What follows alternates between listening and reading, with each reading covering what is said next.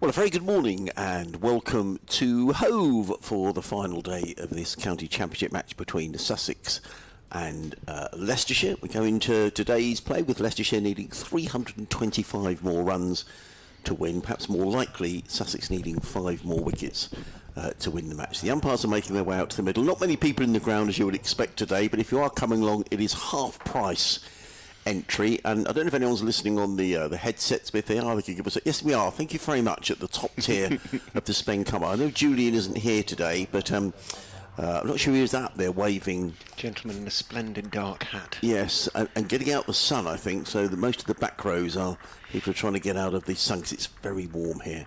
I'm Adrian Harms. Richard Ray is with me. Our final day together, Richard, but we will see each other again when the 50 over competition comes in August. And you know, much as we like to be balanced in our commentaries, really Leicestershire, you almost feel it's on a hiding to nothing, really.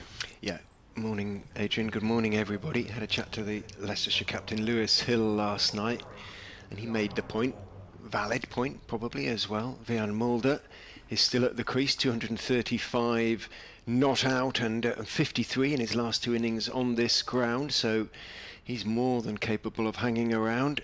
And the likes of Louis Kimber and Ben Mike, big hitters still to come. And the way Hilly put it was that we've got a few punches left to throw, and perhaps that's what Leicestershire's chance is, a puncher's chance. They're absolutely on the ropes and getting a bit of a pommelling at the moment, but you never quite know.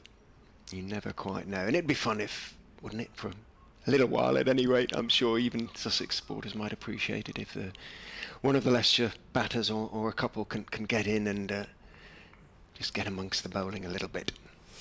Now, Sussex are -3 on the over rate. That hasn't changed overnight. So what we do know is that if it's -3 at the end of the match, Sussex will lose 3 points. And I suspect that Sussex's priority here is clearly to win the game, but also they will not want to lose valuable points in this battle for promotion by sloppy over rate. And I thought they were sloppy last night. I thought they took an age to bowl their overs.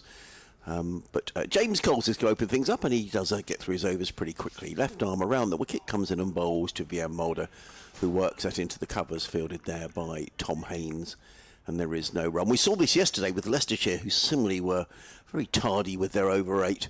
But yesterday they rattled through some overs to make sure they didn't incur a penalty. Coles in bowls, and Mulder plays back down the track, and there is no run. There's a slip and a short leg on the close fielders. As Coles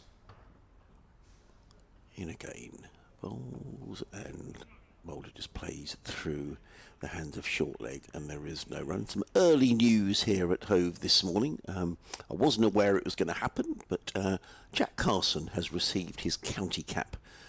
The young Sussex off spinner. In comes Coles.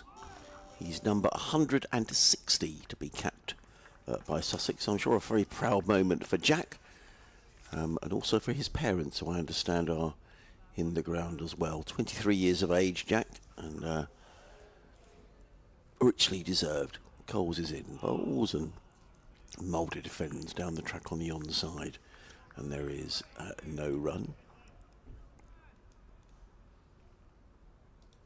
A beautifully sunny day, warm day here at Hove. Coles in again, bowls outside the off stump, thumped away by Mulder, and that's going to be a boundary. Too short from James Coles, and Mulder just onto the back foot and just belted the ball through the covers for a boundary. So he opens his count for the day. He goes to 14, and Leicestershire to 143 for 5 at the end of the opening over of the day. I would imagine that Jack Carson's going to open the bowling from this end, the C end. Let's see, Ollie Robinson is wandering in the general direction, but Robinson normally bowls down the hill. Yep, and as I suspected, it will be Jack Carson who is going to open the bowling from this, the C end of the ground. 143 for 5. Your emails are always welcome as ever. sussexcricket@bbc.co.uk. If you'd like to get in touch, it'd be lovely to hear from you. However long it goes on today. And as Richard was saying, the great thing about the 4-day game, you do get twists and turns. I think, so we like to be as balanced as we can on our commentaries, it would be a major surprise if, it'd be a wonderful effort if Leicestershire were to get anywhere near these 321 more runs that they need to win. Bit of spin for Carson. A new ball will be available for Sussex sometime after lunch if it goes that far. So lots of things in Sussex's favour here as Jack Carson comes in with 4 men clustered around the bat and bowls to the night watchman, Scott Curry, who defends down into the offside. And there is no run. There's a slip, a leg slip, a short leg, a silly mid-off.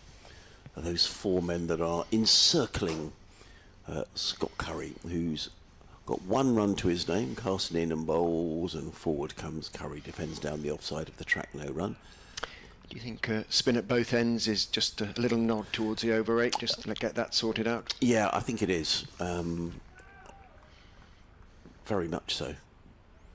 Because they've got 3 overs to make up, and I don't know how long this is going to go on for. In comes Carson, bowls, and forward comes Curry, plays down the track, and there is no run. And we saw this yesterday, Richard, didn't we, with Leicestershire, with Louis Kimber bowling, 19 overs unchanged in the morning. Throughout the morning, didn't he? Yes.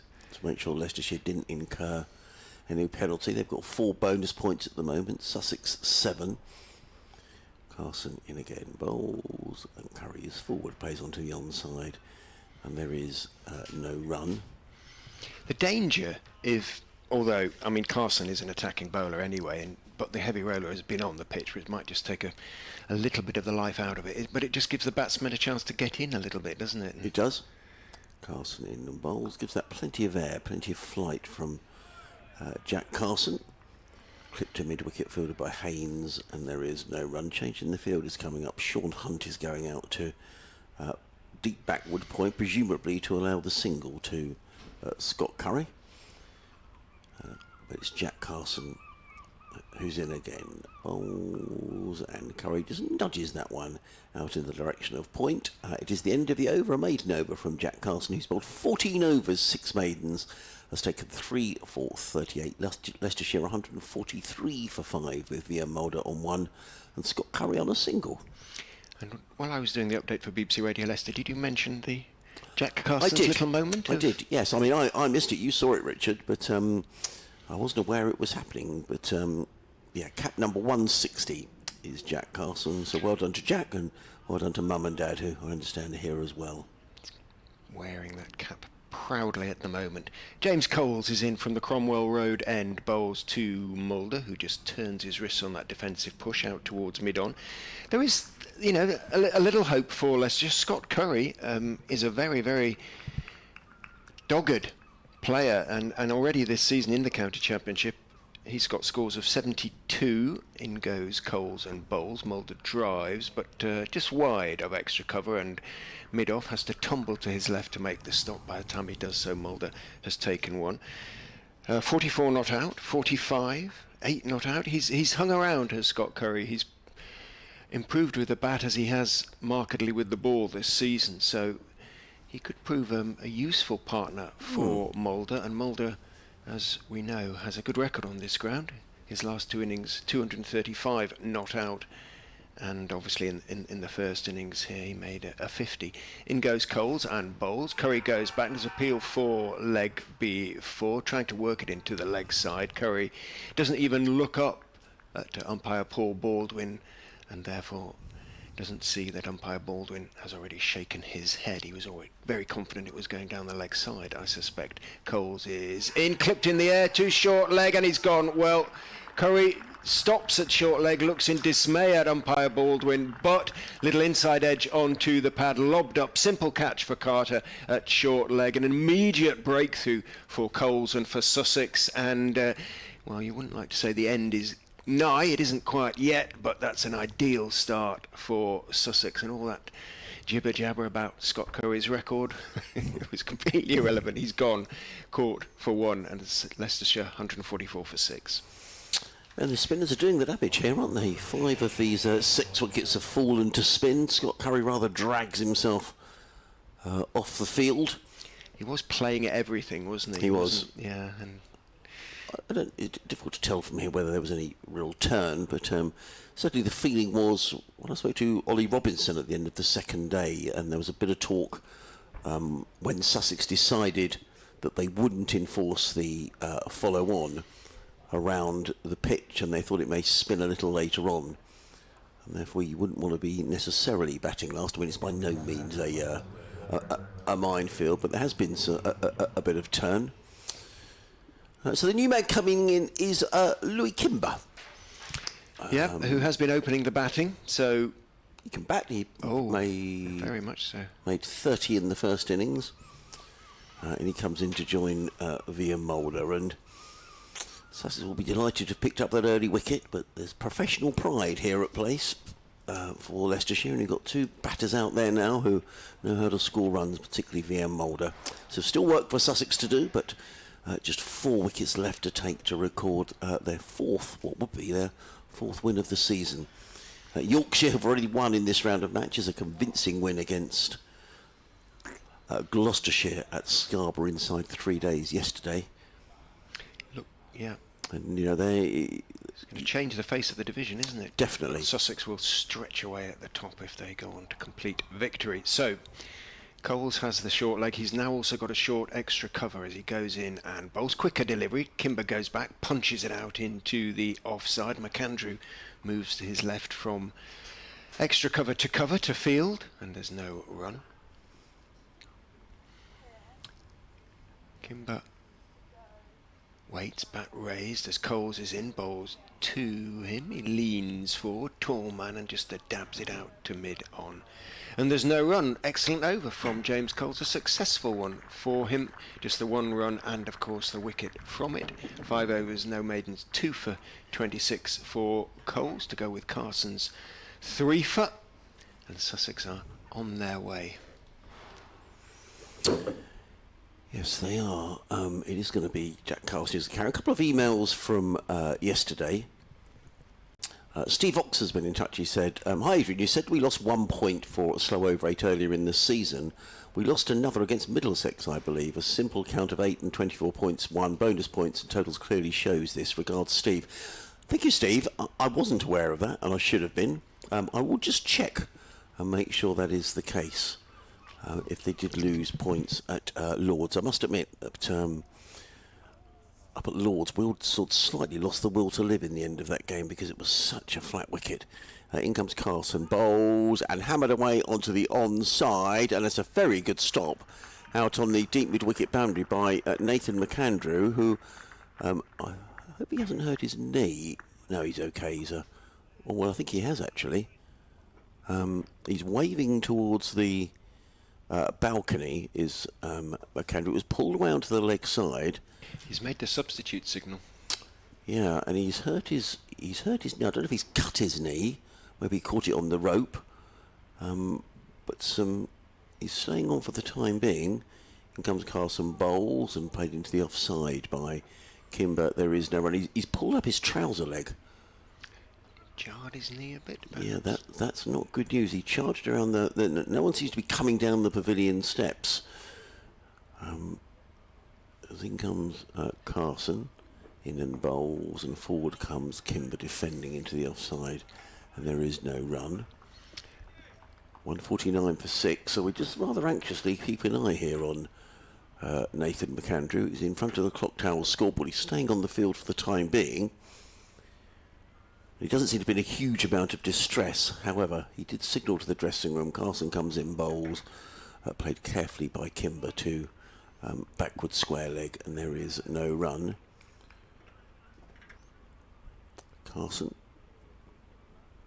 opening the bowling with James Coles today. Sussex looking to rattle through overs if they can to avoid another points deduction. Carson in bowls, driven away to short extra cover, fielded there by Danny Lamb, low to his left, and there is no run. So thank you for that, Steve. Now the 12th man is coming on. He's obviously just got his kit on. He wasn't ready. It looks like he is now. It has been Charlie Tier earlier on in this match, and we'll see if that's going to carry on. In comes Carson, and a reverse sweep from Kimber. There's a loud appeal from Jack Carson, but it is a leg by. It was outside the line, fortunately for Kimber, and maybe he played the shot accordingly, but goodness me, that's a bit of a risk. Now Nathan McAndrew is running off the field. He had a word to umpire Paul Baldwin and just sort of quickly showed him his leg. I mean, he's jogging off, which suggests that it's not, it's nothing sort of structural. I wonder whether he sort of cut his knee. I would guess, yeah. But he's on the rope or something like that. Yes, possibly. He's making his way off, and the 12th man who's coming running out, it was Charlie Tier earlier in the match, the young wicket-keeper batter who's been away with Scotland in the World Cup. And we'll tell you that in a couple of moments' time. He hasn't turned round enough, and I don't know Charlie well enough to recognise him. James Coles will continue from the Cromwell Road end. In he goes, bowls to Kimber, who's clipping down into the leg side. A tumbling stop at backward square means that no run results. I think it's a lamb there.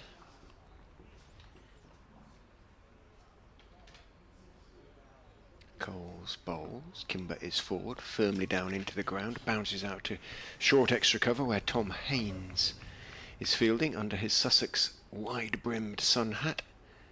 Still got the slip in, of course, as well. Tom also. Back goes Kimber and carves that one away through backward point for 4. Just a little bit of width and slightly short of length from Coles. Might just have turned away a fraction, but it was on the wrong line, and Kimber got on top of the bounce. I don't think that is Charlie Tier.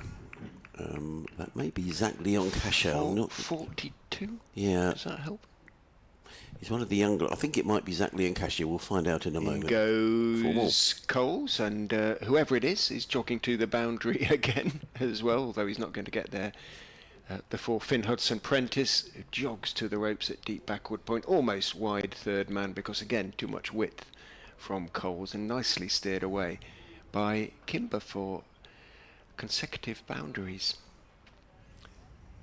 for the tall young right-hander. Nicely played, both of them.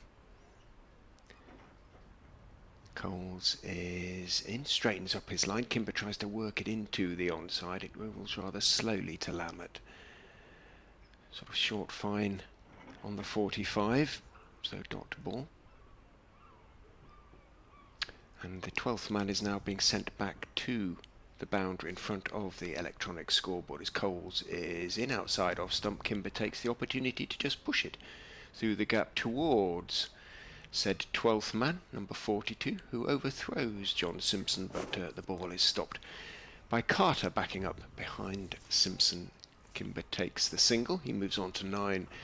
155 for 6 Leicestershire. Remember their target, the small matter of 464, so still over 300 runs to go.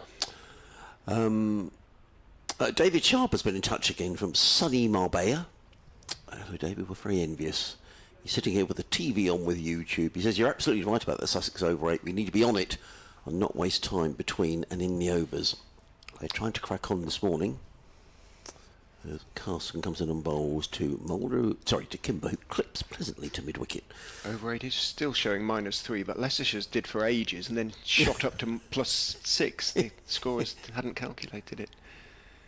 In comes Carson again, bowls, played into the offside carefully by Louis Kimber, who's on 9, 155 for 6. If you're just joining us, the wicket that's gone down this morning, that of Scott Curry, who was caught at short leg by Ollie Carter off the bowling of James Coles. Coles' second wicket. Carson's taken the 3, Robinson the other. 3 men clustered around the back. Carson in bowls and a reverse from Kimber, and it's going to race away down towards the boundary. I suspect for a boundary. Sean Hunt is in hot pursuit, but he can't cut that off. And Kimber goes to 13, the total to 159 for 6. Well, when that shot comes off, it's terrific. When it doesn't, it doesn't look great. But in the situation Leicestershire are in, I think it's justified in taking that chance. Just trying to keep the scoreboard ticking along, and I mean, you can't hold out for 6 hours just defending. Well, unless it Mike Atherton against the South Africans did all those years ago with Jack Russell. In comes Carson, bowls. Kimber is forward, plays down into the onside, I should say, and there is no run. Les Woburn, who lives top north, he says, and 65 years as Sussex / Seagulls supporter, has been in touch. I'll read the email in a moment. Carson in bowls, and another switch, and again it's going to race away for 4 runs. Sean Hunt chasing out towards the boundary, but he won't cut that off. So 2 boundaries in the over for Louis Kimber, who goes to 17, to 163 for 6. Les says, as regards the over rate, if Sussex were to win the match with 2 sessions still to play, is that not taken into account when reconciling the final over rate? It seems harsh that at the current rate Sussex lose 3 points, yet Leicestershire seem to go early. And he says, to all the commentators, thank you for the service. Well, thank you, Les, for getting in touch. I think the answer to the question is, I don't think it does matter if the game finishes early. I think the umpires take the over rate as it is at that moment in time. Yeah. But although, as I say, it's still showing -3, I suspect it is already better than that. Third man has gone back. Carson in bowls. Forward comes Kimber, plays into the onside, and there is no run. End of the over, 163 for 6. Mulder on 16, Kimber on 17. If you missed it earlier on, and I did miss it, and I think the Sussex social media team did as well. Jack Carson received his county cap today, so well done, Jack. He is Sussex cap number 160, presented by Tony Cotty, former Sussex player who now runs a... Not the West Ham, ex-West Ham striker. No, not the West Ham striker. Tony Cotty of... Did he play for England, Cotty? No, don't think Did so. he not? Okay. I mean the footballer. Oh! Rather than... I know Tony, Do you know, the cricketer did. Well, that's a good question. Coles is in and bowls to Mulder, who's turning it just past the reaching Carter's right-hander. But Lamb is nicely positioned, almost at backward square, moving up from the 45. So, dot ball. I'm gonna make a guess that he got 2 caps. I think he might have nicked a couple. In goes Coles and bowls. Mulder is forward, playing the ball back up the pitch. Mulder is in a short-sleeved shirt, as you might expect. Kimber is in a long-sleeved sweater, amazingly, given the heat out there. There you go. Coles is in, quicker delivery, waits for it, Mulder, on leg stump, and just dabs it down into the ground. It's stopped by Carter, not cleanly, but stopped nonetheless.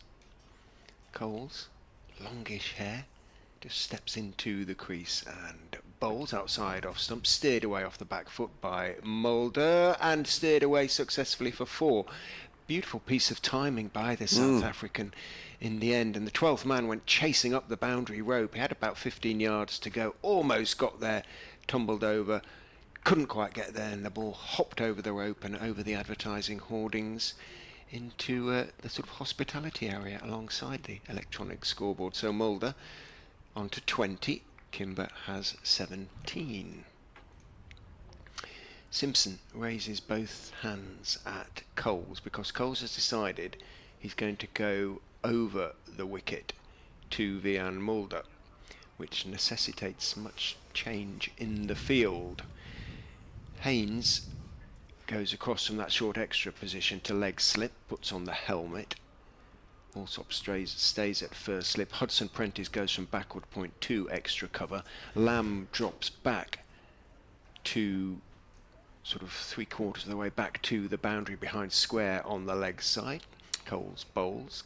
Mulder is forward, pushing the ball back up to the left arm spinner. The 12th man is Henry Rogers.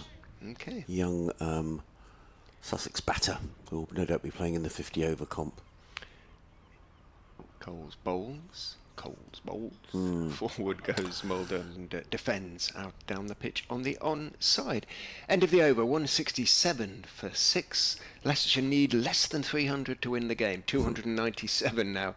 Sussex need 4 wickets. I've desperately tried to think of another way of describing James Cole's bowling this year, and I've failed miserably. So you didn't have to say Coles bowls. Yeah, Coles delivers. Yeah, perhaps something. Tony Cotty, born the 11th of July 1965, so he will be 59 soon. Played 7 times for England. His debut came, he was a substitute against Sweden. Why anyone's interested, I've no idea, but we thought we ought to do that, and he started 1 game against Scotland. So there we are, that was the footballing Tony Cotty. In comes Carson, bowls and put down. Well, it went pretty quickly to first slip. Tom Allsott's got a very good pair of hands in there, but that was a chance. It went quickly, Louis Kimber looking to cut the ball away, and it seemed to almost go through Tom Allsott's hands there at first slip, but Kimber gets a life on 17. Jack Carson looks frustrated. That would have been his 4th wicket. He's looking to cut that one away, was Louis Kimber. And just to go through all Sort sorts. of top edge, it's sort of almost shoulder height. Yes. Also, Carson again bowls and clipped by Kimber down to long on, where it's fielded by Ollie Robinson just down in front of us. Difficult one, isn't it? Because you're expecting it to come low, and suddenly it's up there around your shoulders. Yes. Just couldn't get his hands up in time.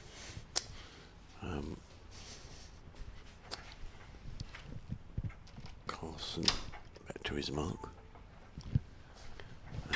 Slip, short leg slip, comes in, bowls, driven down the ground. Got a bit of fielding of his own bowling by Jack Carson, prevents any runs being taken.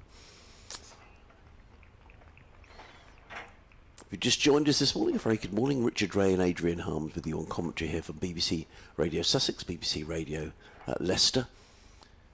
Carson in again, bowls and played onto the onside by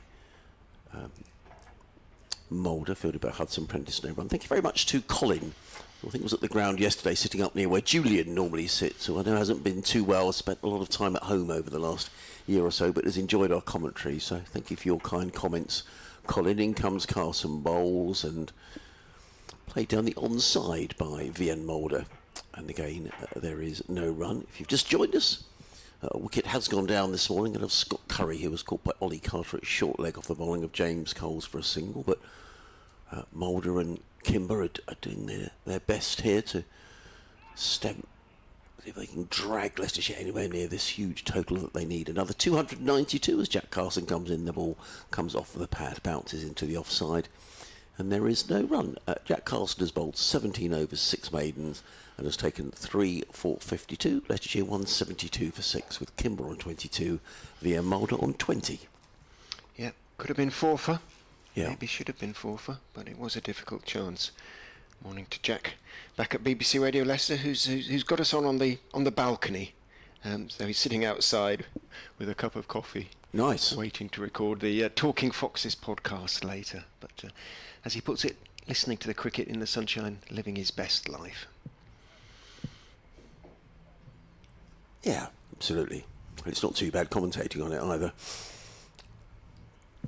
Coles staying over the wicket, bowls to Louis Kimber, who just leans forward, working the ball out towards the gap at mid-wicket.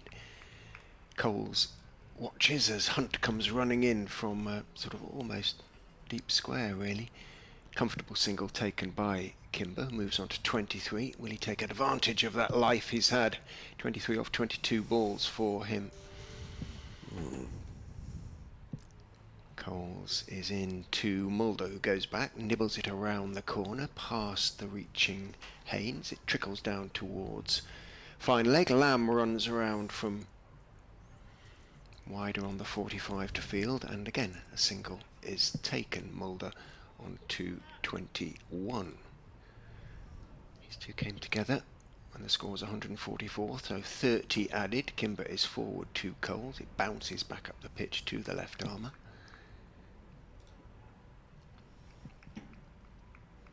Carter, you can hear clapping his hands at short leg as Coles is in. Bowls a little bit short and wide, and Kimber goes back and chops it down towards backward point on the boundary. Down there is Jack Carson. He's got a towel down there by the looks of things. So hot work, he's sweating, he's drying his hands at the moment, and he picks up his new Sussex cap, proudly puts it on. Well, he's waiting because Coles is going back round the wicket to Vian Mulder. In he goes, bowls, nice length, that's going to be close, he's gone, leg before wicket, lovely delivery from Coles, just drifting on. Mulder perhaps playing for a touch of spin that wasn't there. It was not a big stride from Vian Mulder, and that is another huge wicket for James Coles. Beautifully bowled by the left armour. Drew Mulder half forward. Ball drifted on with the arm. Leg before wicket. Umpire Baldwin decided Leicestershire 175 for 7. And it did look very adjacent, didn't it? It did. As you say, a bit of bowling by James Coles, who's now picked up 3 wickets. sharing it with Jack Carson, and it took a little time to consider, but I think Vian Mulder probably, you could just tell by the way he sort of wanders off, say he knew that was out. Another Leicestershire batsman gets in and isn't able to go on. Lewis Hill made 21 as well. Ian Holland 33. Rishi Patel 41. None of them able to go on and make a really major contribution, having got in. Well, they're very much down to the all-rounders now. It should be, I was going to say Ben Mike, but it isn't Ben Mike. It's Ben Cox coming in ahead of Ben Mike. Well, Cox made, was it 80 in the game last? Yes, he did. Last year? Last year, he did. Check exactly what it was in a moment. Well, he was one of the key figures in that sort of amazing game that we saw down here. Let me just double check that. Reaching for my wisdom. Who's going to find it?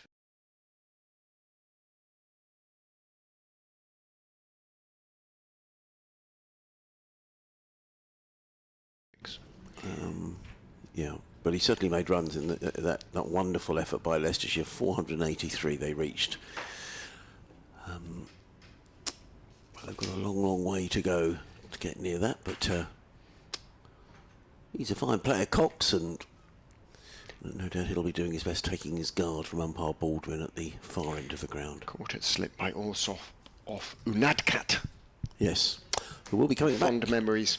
Yeah. He's coming back, is he? Unadkat's coming back in later on in the season in September for the final. Nathan McAndrew goes back, and my understanding is that Unadkat will be back, I presume, for the game at Scarborough, which will be the 10th championship game for Sussex. Coles is in to Ben Cox, who's forward to the straight delivery, pushing it back up the pitch to the successful James Coles, who now has, like Carson, 3 wickets to his name, but 3 for 42 for Coles.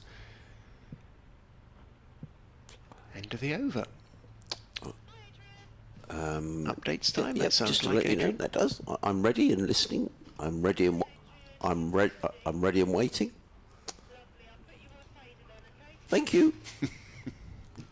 Sorry, bit of a natter to the. I've got a bit of. You're going to do it to the rhythm. Yeah. We've got music in our ears. In comes Jack Carson in and bowls, and another reverse from Louis Kimbers, who rather enjoyed that. He picks up a couple of runs on this occasion and goes to 26. 177 for 5. I think we're putting up with, is it Sister Sledge or Chic, one of the two? Everybody dances involved. You could probably hear it coming through my headphones, actually. Let's turn those down a bit. So Kimber goes to 26. He's employed that shot very successfully this morning. He goes on to 26, 177 for 7.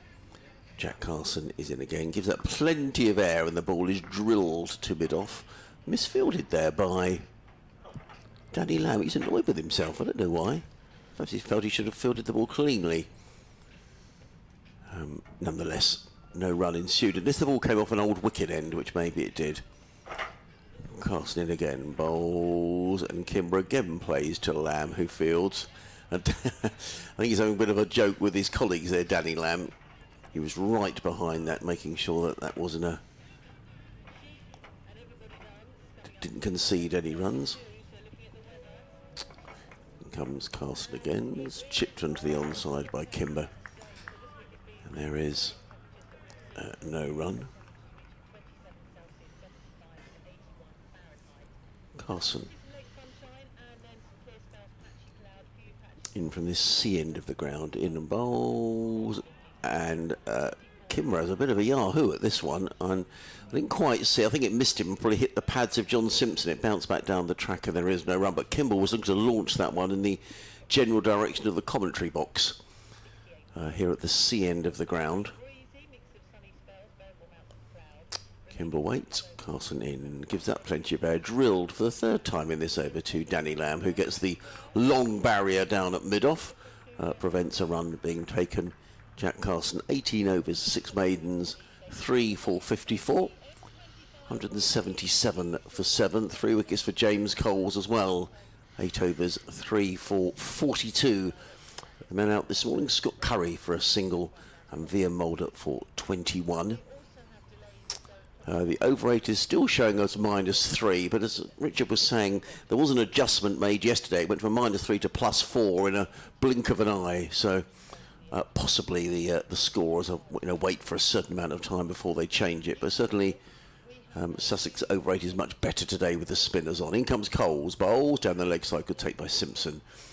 And there is no run. So this is the 11th over of the morning. And we've just had over half an hour, so considerably better than it was yesterday afternoon, evening. Comes Coles, bowls, forward comes Cox, who's yet to score, plays out into the offside, and there is no run.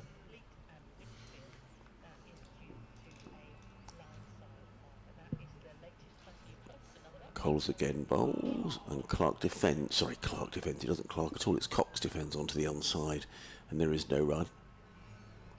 A slip. Now throughout the morning we'll bring you up to date with the latest on the cricket, and he has braved all sorts of weather. Comes Coles. Glorious, in a word, Sarah. Lots and lots of blue sky, a few sort of fluffy cotton wool clouds drifting across Hove, but the ground looks a picture. And Sussex are closing in on victory here. It would be their 4th county championship win of the season and would keep them top of Division 2 of the championship. They've taken a couple of wickets here this morning. Leicestershire are 177 for 7. Both wickets taken this morning by James Cole, Mulder for 21 and Scott Curry for a single. So Sussex needing 3 more wickets here.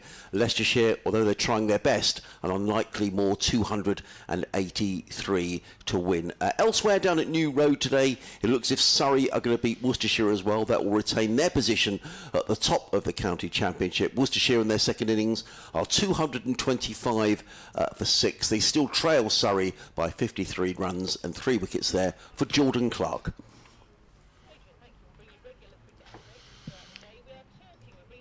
He just missed a couple of Coles deliveries that were defended by Ben Cox. He remains on 4. Kimber has 26. And as Adrian told the BBC Radio Sussex, Leicestershire a small matter of another 283 more runs to win. Sussex 3 more wickets. Carson with his sunglasses on, getting a word of advice from Ollie Robinson. No mean purveyor of off-spin himself on his day. Yeah, indeed. But may or may not be required. He's being sent back to wide-ish long on. Carson is in, and again Kimber is reverse sweeping down towards backward point. This time there is a clean piece of fielding, so no run. Enjoying that shot is Louis Kimber. I guess as long as if you miss it, it's going to hit you outside the line. It's tolerably safe, but one's heart goes into one's mouth every time. Goes Carson, and Kimber is going over mid-wicket. Neither Robinson nor mid-wicket saw that when it soared over Ollie Robinson, who's a good 15 yards inside the ropes anyway, into one of the hospitality even units down there for 6. He hits a long ball, he does. Louis Kimber, and if he does start getting hold of it, he can inflict a bit of damage. He moves on to 32 of 32 balls, 187 for 7. Ollie Robinson has gone to retrieve the ball from somewhere behind the corporate hospitality. I read an email from Steve Harris, who's been in touch from up in Aberdeenshire. He says, "Good morning, Adrian. What a pleasure it's been to watch much of this performance on the live stream. After a flirtation with summer on Monday, autumn has returned to Aberdeenshire, so watching summer on a screen is a joy." Yeah, we have definitely had... I think the colder weather you've got, Steve, is making its way south. He says... It is coming down slowly, isn't it? It is. Let's hope it stops before it reaches the Midlands. Yeah. He goes on to say, apart from the win, the performance of Sean Hunt in picking himself up from a horrible start has been the highlight. Hopefully it's a breakout game for him. As I typed, the live stream hasn't been turned on this morning. That was at 11:05, so hopefully it's on now. I'm sure Jack has done his has done his bits and pieces. Maybe you could let us know, Steve, if you're... I think they are hearing, looking at the comments, I think we are being heard on the that's good. stream, so...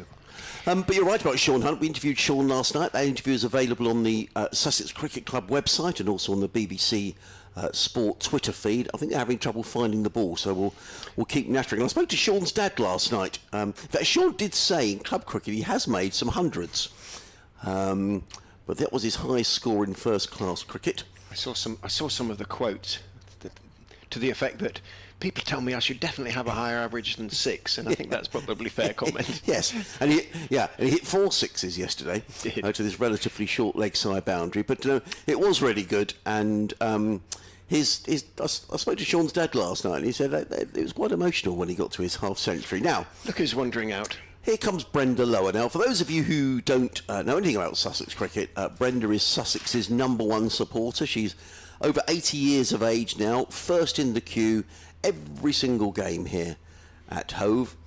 And she always brings the box of balls out from the umpire. She wanders out from the Spenkarma Pavilion.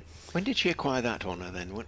As #1 supporter? Yeah, no, the bringing out the balls. Do you know, ever since I've been covering Sussex, there we are, she always gets a round of applause when she brings, so well done, Brenda. It's lovely to see. And she's such a lovely lady.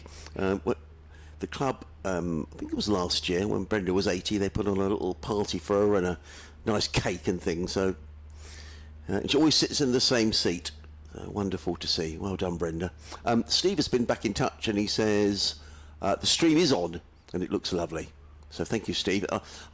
From what you're saying, it sounds cold and grey in Aberdeenshire today. Is Aberdeen the Granite City? Or is that Dundee? Dundee? I think Aberdeen is the Granite City. Dundee is, I don't know. In goes Carson, bowls and a reverse sweep, and again he's picked out the man at sort of backward point. Louis Kimber. Dundee is Dundee cake, isn't it? But I don't know whether the cake really comes from Dundee. I've got no idea. Whether it originated in Dundee. It must have had some sort of connection. You'd have thought so. Robinson has gone back to the boundary wisely, I suspect.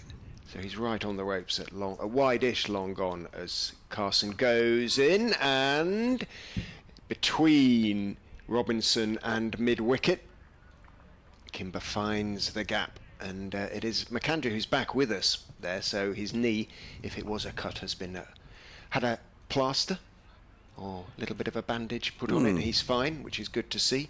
Kimber picks up a 4 to go with his 6. He moves on to 36. Carson in, bowls, tosses it up, smacked back over his head for a 1 bounce 4 that hits the media centre down below us. Lovely clean hit from Louis Kimber straight back over Carson's head, and he wins himself a little round of applause from Ben Cox. Ollie Robinson clambers over the advertising hoardings and then very politely walks round the covers so he doesn't sort of put any spike holes in them. And then up the gravel, and it sounds like he's found the ball. There it is. It emerges from right beneath us. It's thrown to Danny Lamb, who gives it a bit of a polish. It is that replacement ball brought out by Brenda, or one of the replacement balls brought out by Brenda, from which umpire Neil Pratt made his choice. So Kimber doing a little bit of... He's throwing a few punches, as Lewis Hill put it. 6-4-4 in this over. Goes Carson, and that's another 6 picked up by Kimber and lofted high over the hospitality unit alongside the electronic scoreboard, and that might necessitate another change of ball. So 20 off the Carson over. Simpson comes out to have a word with the newly capped young off spinner. It's always a danger, isn't it, when there are good players towards the bottom of the order. I mean, Louis Kimber is not a lower order player. He's a sort of top order batter in terms of capability. He's come in quite low by his standards, but if he gets in, and remember, he's had a life. He was dropped on 17 off Carson by Alsop, a difficult chance. Both the umpires striding off to meet Brenda now. They both want to chat. They do. Here comes Brenda again. She's only a keep today. Over the boundary she comes. Yeah. Bless her. Yeah. 200, that brought up the 200 incidentally for Leicestershire, and they still need another 263, but Kimber is now the innings top scorer on 46. Well, he's got nothing to lose here, Louis Kimber, but big solid blows. I'm going to talk about Dundee cake, which I've no idea that I'm going to. He says Dundee cake is a traditional Scottish fruit cake.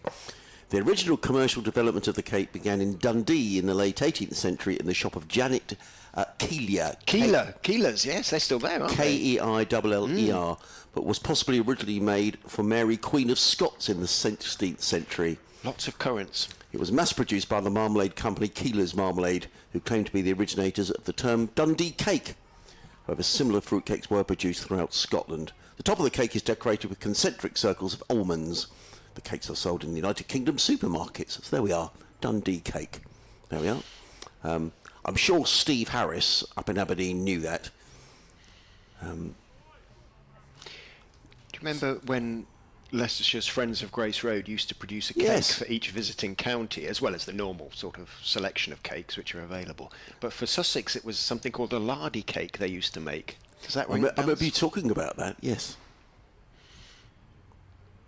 James Coles is in, bowls to Cox, who looks to sweep and is taken down the leg side very well by John Simpson. In between discussing Dundee cakes, I'm presuming they changed the ball again, which is the second time today. Indeed. They're working their way through cricket balls here at Hove today. Coles in again, bowls, and played onto the onside by Cox, fielded by Danny Lamb at short fine leg, and there is no run. A couple of more emails have come in, which I shall read. Martin in a scorching Twickenham. He says it's 31 degrees today.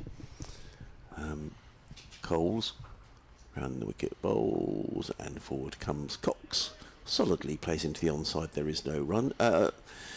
Martin says, how do you think Jack Carse is progressing in his career? I recall you singling him out as maybe being one of the promising young players coming through a few years ago. Coles also seems to have come on well, as has Haynes, of course. In comes Coles, bowls, and good stop by Danny Lamb, swept away by Cox. A good stop by Lamb, sprawling away at backwards square leg. It seemed to me that the failure in management was bringing them all through together and then losing the senior players who could have coached them on the field. I hope the likes of Daniel Ibrahim could build on the promising starts to their careers as Coles comes in, bowls to Cox. He's forward and there is no run. He goes on to say that Mavis Staples was very good last night. Oh, good. That's well, we all know about Mavis now. We did. Proposed to by Bob Dylan. Yeah, there we go. Yeah. In comes Coles. Bowls played into the offside by Cox. And there is no run. Ended the over. 201 for 7. Kimber is 46. Cox on 4. I'm going to see Gladys Knight on Friday night at the Albert Hall. Fantastic. Gladys. Yeah. And is it just Gladys, or does she have her pips with her? I'm not sure if the pips are with her or not. I have to say, my wife got the tickets and said, we're going to go and see Gladys Knight. And I don't know a huge amount about... I mean, I enjoy my music. I don't know a huge amount about Gladys Knight, but I understand she's 80. And that's perhaps why she's touring. So looking forward... I'm not looking forward to getting to the Albert Hall, because it's a bit of a nightmare getting up there. But I love the Albert Hall as a building. It's a wonderful place to see... to watch music. We are going to get a change. No, we're not going to get a change in bowling. I thought for a minute Ollie Robinson was going to come on, but they're persisting with Jack Carson. They are. Now Donna Beveridge on the stream points out that Dundee, and we should have known this, is jam, jute, Jute of course, and journalism of course. It's the home of Thompson's, isn't it? DC Thompson. In goes Carson, bowls and sort of slap driven out towards wide Ishmid-off, and it's got through, it's got past Lamb, who scrambled across to his left and dived, couldn't quite get there, and it runs out to the sort of wide long off boundary for 4, and that brings up Louis Kimber's 50, the first Leicestershire batsman to reach that landmark in this innings, and it's come at a brisk old time. 37 balls, 8 fours and 2 sixes.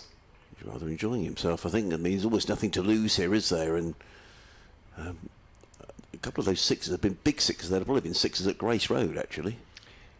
Carson, in his 20th over now, steps in and bowls, big swing, but that is a very hopeful appeal, because although he didn't get anything on it, it bounced and hit him outside the line, and it may not even have hit the pad. He was down on one knee and may have actually clipped him on the body, so he turned sort of appealed on principle, I suspect, there. Carson. Now he sends his backward square back to the boundary. He is in and bowls. A little attempted reverse paddle sweep from Louis Kimber. Doesn't get anything on it, taken by Simpson. Lardy cake, says Richard Archer, originates from the West Country, Wiltshire. Ah, So maybe the Friends of Grace Road have got their geography a little bit wrong. In goes Carson, swung high, over long, on for another huge 6 into the hospitality marquees. Hudson Prentice was kind of in the right place, or would have been had he been approximately 30 foot tall. yes, you'd have needed a ladder to have got anywhere near that one. Good blow there down the ground by Louis Kimber. He's enjoying himself out there. To arms, Brenda, because Yeah. the ball has Oh, gone Brenda. behind them. Yeah. Thanks very much to the lads in the Sussex media team. Jade Evanukat is back for the final 5 championship matches, so he will be back for the game up at Scarborough against Yorkshire. That's when Nathan McAndrew goes back. And there's a bit of talk about the stream, which is all working properly. Good point here from Alex Joyce, who's watching from a very overcast Edinburgh. We've got lots of Scottish listeners today, Richard. He says, if the over 8 is not displayed at the end of each over, how do the bowling side know how they're doing? I think that's a great point. It's an absolutely valid point indeed. Some grounds, they do it. I mean, they certainly, they can do it. Anyway, umpire Pratt is going off to find Brenda again. Now, there's speculation on the stream whether Brenda might run out of balls here. But Stephen Cornish says he thinks she has rooms of spare balls at home. Usually Brenda might come out a couple of times. And this is very kind. Who's coming? Is someone running across to help Brenda? I think they are. It's Tom Haynes. Oh, that's really Stephen well. thinks she ought to come on as sub. Now, well done. She might as well be fielding at square leg. Well done, Tom. He's gone to help. I don't know whether Tom Haynes is in a hurry, but he's gone running across and he's... Well, I one assumes... Oh, he sent Brenda back off the field. No. No. Oh, Tom. I wonder whether... She's retreated back across the boundary. I wonder whether there is... Whether Tom Haynes was asked to do that, because... She's simply trying to save time. I would imagine, I'm sure, that the umpires will allow for this in terms of the calculation of the over 8. Oh, yes. Sue, who is the Worcester scorer, once very kindly went through with me all the delays that, the 3 minutes that, if a ball is changed, it's X minutes. If a fielder has to be treated, it's Y minutes, and all this sort of thing. So she did explain to me, but I rather lost the will to live at one stage, like you watching at Lord's the other day. That I should have written it all down. But there is a certain amount of time allotted for each change of balls. But I mean, in all seriousness, Jack Carson's coming in for a bit of hammer here. It is, bit of stick, isn't he? 3 for 84 off 19.4 now, and he's had 30 off the last 10 balls. And Robinson is now just beginning to do a little bit of warming up. 211 for 7, Kimber on to 56. Carson with yet another replacement ball is in. Kimber tries to smack it over mid-wicket again. I don't think he got anything on that. What it came off, I'm not sure. It's running down towards fine leg buys, so it came off Simpson's gloves essentially. It bounced and maybe turned a little bit as well. Simpson wasn't able to gather the ball cleanly. It runs down to fine leg. A bye is taken to 12 for 7. Well, he was certainly looking for another 6 there. It was a bit strange, actually, wasn't it? I mean, generally Brenda just wanders on, and this sort of the umpires have said you're not allowed on the field of play or something, because Tom ran across to help Brenda. That would be real job's worth, wasn't it, if you're not allowed on the outfield with a ball? Yeah. Dear, oh dear. A little. It did seem a little odd, because Brenda then had to sort of step back the other side of the rope.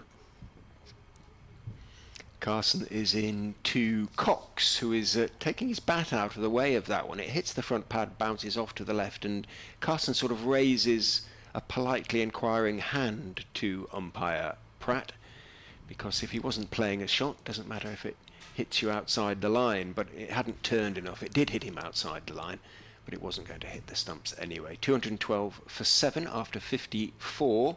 3 more wickets for Sussex. 252 more runs for Leicestershire. And I think they've decided that it's Ollie Robinson time, who is going to bowl from the Cromwell Road end. So James, I wonder whether James Coles might switch to this end of the ground. So Jack Carlson's had a bit of tap today. 20 overs, 6 maidens, 3 for 84. Richard has been in touch. Richard Beveridge, who says, "Good day, gents, in the office in Manchester, where the heat is in the upper 20s. Thoroughly enjoying your commentary, hoping for a rapid Sussex win. Great to hear Brenda is getting her steps in." And he said, Richard Beveridge, perhaps a relation of Donna from Dundee's. Thank you, Richard, for getting in touch. And certainly we've had at least 3 lost balls this morning. But Ollie Robinson is coming in now from the Cromwell Road, and he's in and bowls. And looking to pull that down the leg side is Kimber. It goes through to Simpson, and there is no run.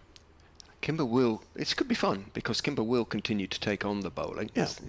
It is, as they say, these modern cricketers, the way he plays, the way I play.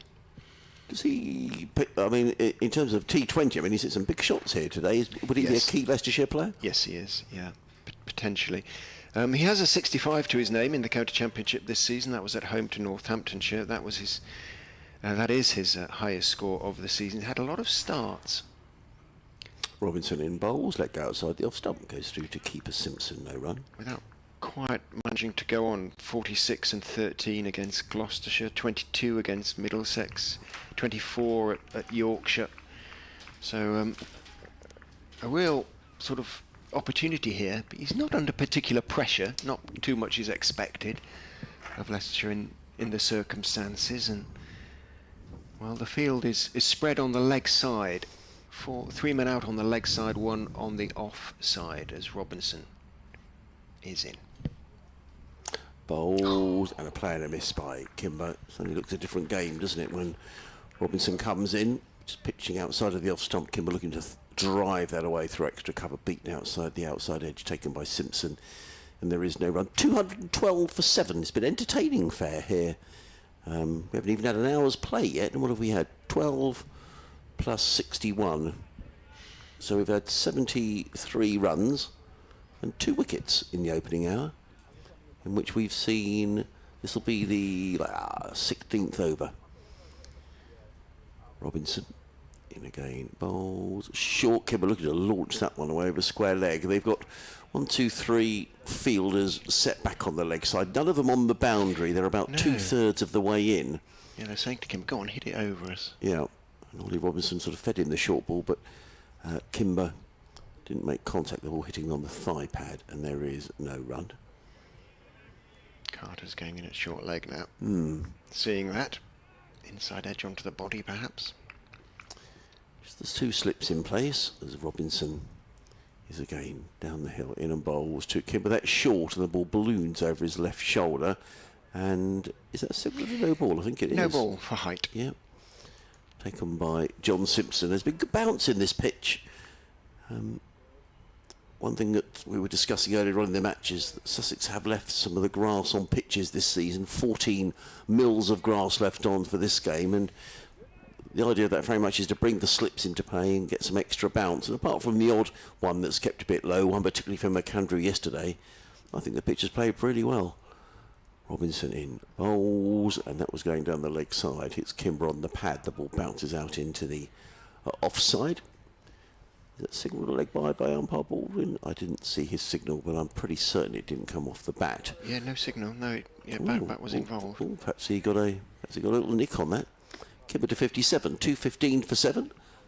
Leicestershire's needing another 249 to win. Sussex needing 3 wickets. Email from Neil, who's been in touch, which I'll try and read in between deliveries. Neil, Ben Cox is retaking his guard. Neil from Reading here. Hello, Neil, over in Berkshire. Robinson down the hill, bowls, forward comes Cox defensively, head right over the ball with a textbook forward defensive shot. There is no run. 215 for 7. Kimber 57. Cox is on 4. Live cricket here on BBC Radio Sussex and Leicester. Adrian Holmes and Richard Ray. Neil goes on to say, looks like we're heading for another win. One thing I've noticed in this game, and I appreciate it's probably nothing you can do about it, but at lunch tea and end of play, the commentary on the stream ends straight away after the last ball is completed. It means we don't get to listen to you and your co-commentators sum up the day. Okay, well, thank you for letting us know that, Neil. I'll have a word to the lads here, maybe see if they could just hang on for a couple of minutes while we sum up. I know the thing with the stream, there is only one person operating it, which is Jack.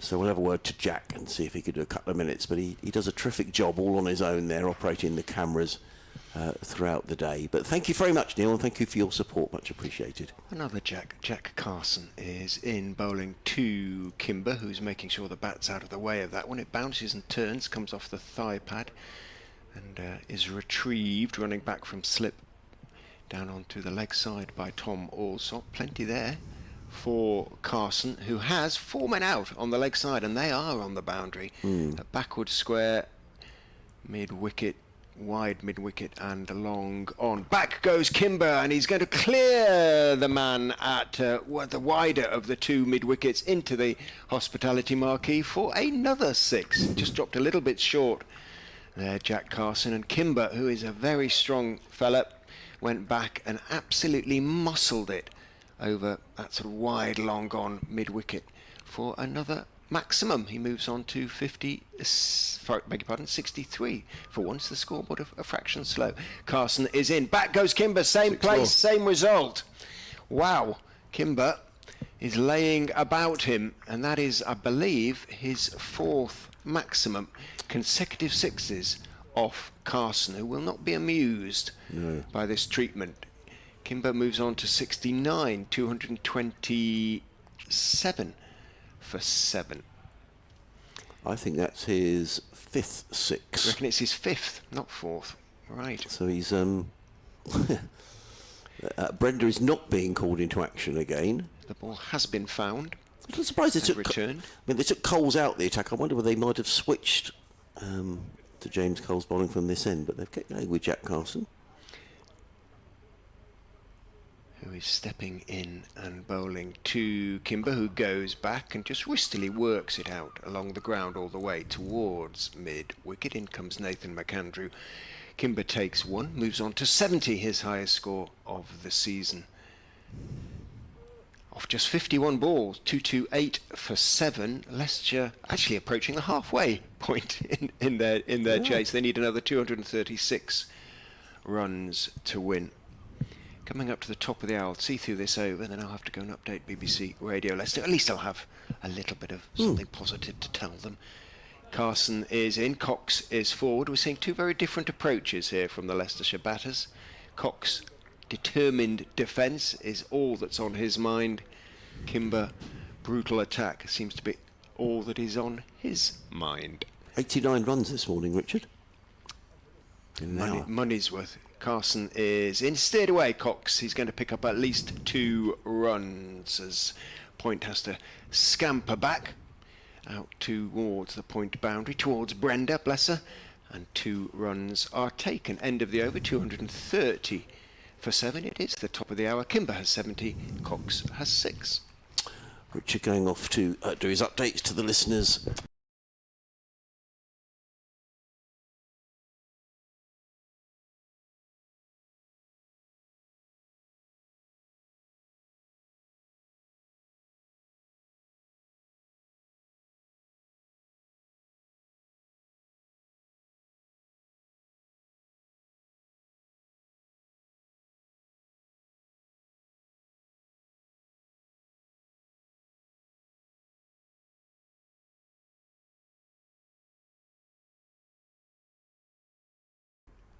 Cromwell Road End, he's going to bowl to Louis Kimber, who's entertained us this morning. He's 17 not out with 5 6s, comes in and bowls, and he lets that delivery from Robinson pass by outside the off stump, and there is no run. If you're just joining us and you've missed the fun and games, 91 runs have been added this morning.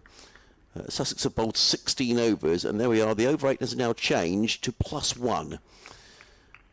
So that will please Sussex. But at the moment, they're not going to pick up another penalty for an over, a slow over 8. I'm just waiting confirmation of Sussex losing a point at Middlesex a couple of weeks ago in that game. They've certainly already lost 1 this season.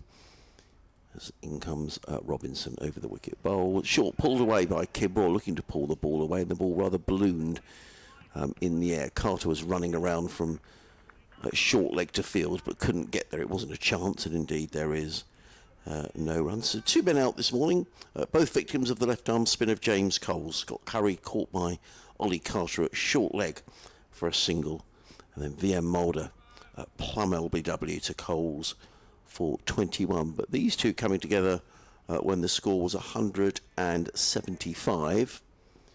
So they're past the 50 partnership, which is poor. I hadn't noticed that. Partnership of 55. In comes Robinson, bowls to Kimber, short down the leg side. There's a stifled appeal from John Simpson behind the stumps. He went a long way down the leg side to take that. And there is another dot ball. Jack Carson standing away at third man, hands on hips. They started well for him, receiving his county cap, as we were saying a little earlier on. Number 160 for Sussex. So well done to Jack, and understand his parents were on the ground as well. I'm sure it was a very proud moment for them. Robinson in bowls. Short, pulled away by Kimber, and it's just a single to Louis Kimber. It was short, pulled away to Finn Hudson-Prentice, who threw the ball in, and I think that rather stung Ollie Robinson's fingers. And it was Tom Haynes who got in the throw. I think, is that Tom Haynes out there? He's got those shin guards underneath his trousers. I think that's Tom Haynes. Sussex with these 3 men set back on the leg side. There's a fine leg, a deep backward square, and a square leg who is now coming in to save the single with Ben Cox on strike. 6 not out off 17 balls.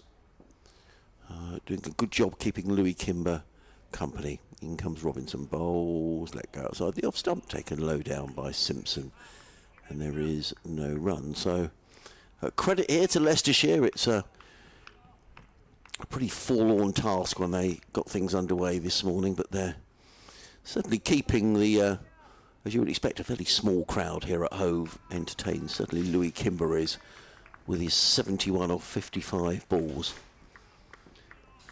And they're certainly not giving up. 2 slips go down, Allsop and Coles, and Robinson is in bowls short, and ducking underneath that is Ben Cox. The ball sails through harmlessly into the gloves of John Simpson. Ollie Robinson mops his brow. It's that sort of a day. Leicestershire 231 for 7, Kimber 71, Cox is on 6. Be interesting to see whether Jack Carson carries on this spell, or whether there's going to be a change in bowling from the sin, and indeed there is. I think they are going to switch James Coles from the Cromwell Road end to the sea end, and Richard is back from his update. Yep, you forecast it, and you were correct so to do. Carson 3 for 99 and now, having been 3 for 30 something overnight. 3 for 99 off 21. Coles has already picked up a couple of wickets, the 2 wickets that have fallen in the first hour of play. He has 3 for 46. What will Kimber make of him? I think it's a good move from Simpson and for Sussex. He'll be, because obviously Carson, the off spinner, right arm off spinner, was turning it into the right-handed Kimber, or looking to turn it in, and Kimber could use the spin to clear that short leg side boundary. He will have to fetch it against Coles, who steps in round the wicket, bowls to Kimber. A little bit short though, outside off stump, clubbed away by Louis Kimber, but there is Danny Lamb on the extra cover boundary.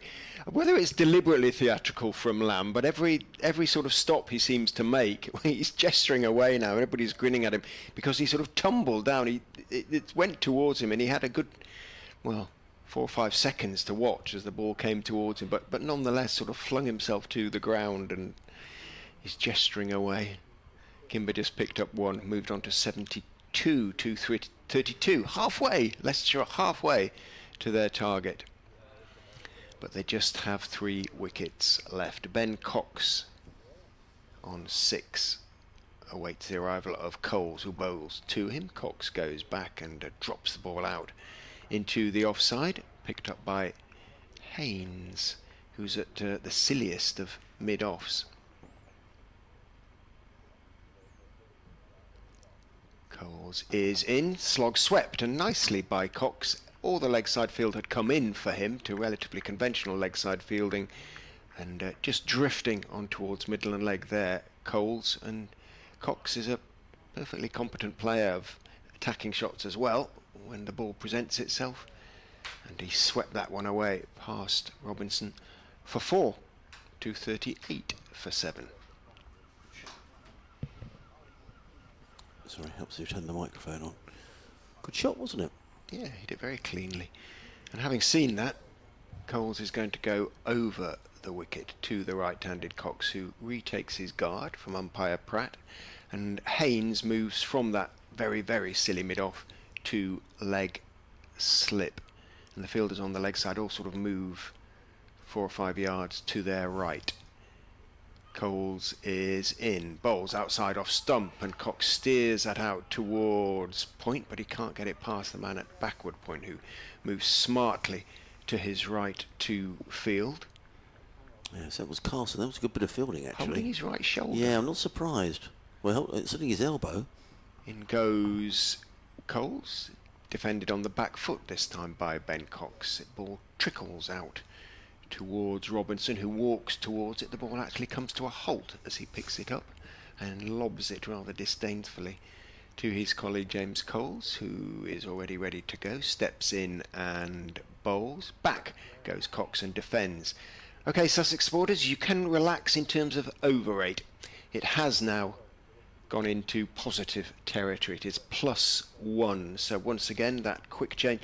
Do you think they do it every hour? So well, maybe that's what it is. 12 o'clock. Maybe it was just after 12 when it changed. It's been changed from -3 to +1. So no bonus points will be lost by Sussex unless they suddenly turn dilatory again, but I don't think that will be the case. Leicestershire 238 for 7, need another 226 to win. Sussex 3 more wickets.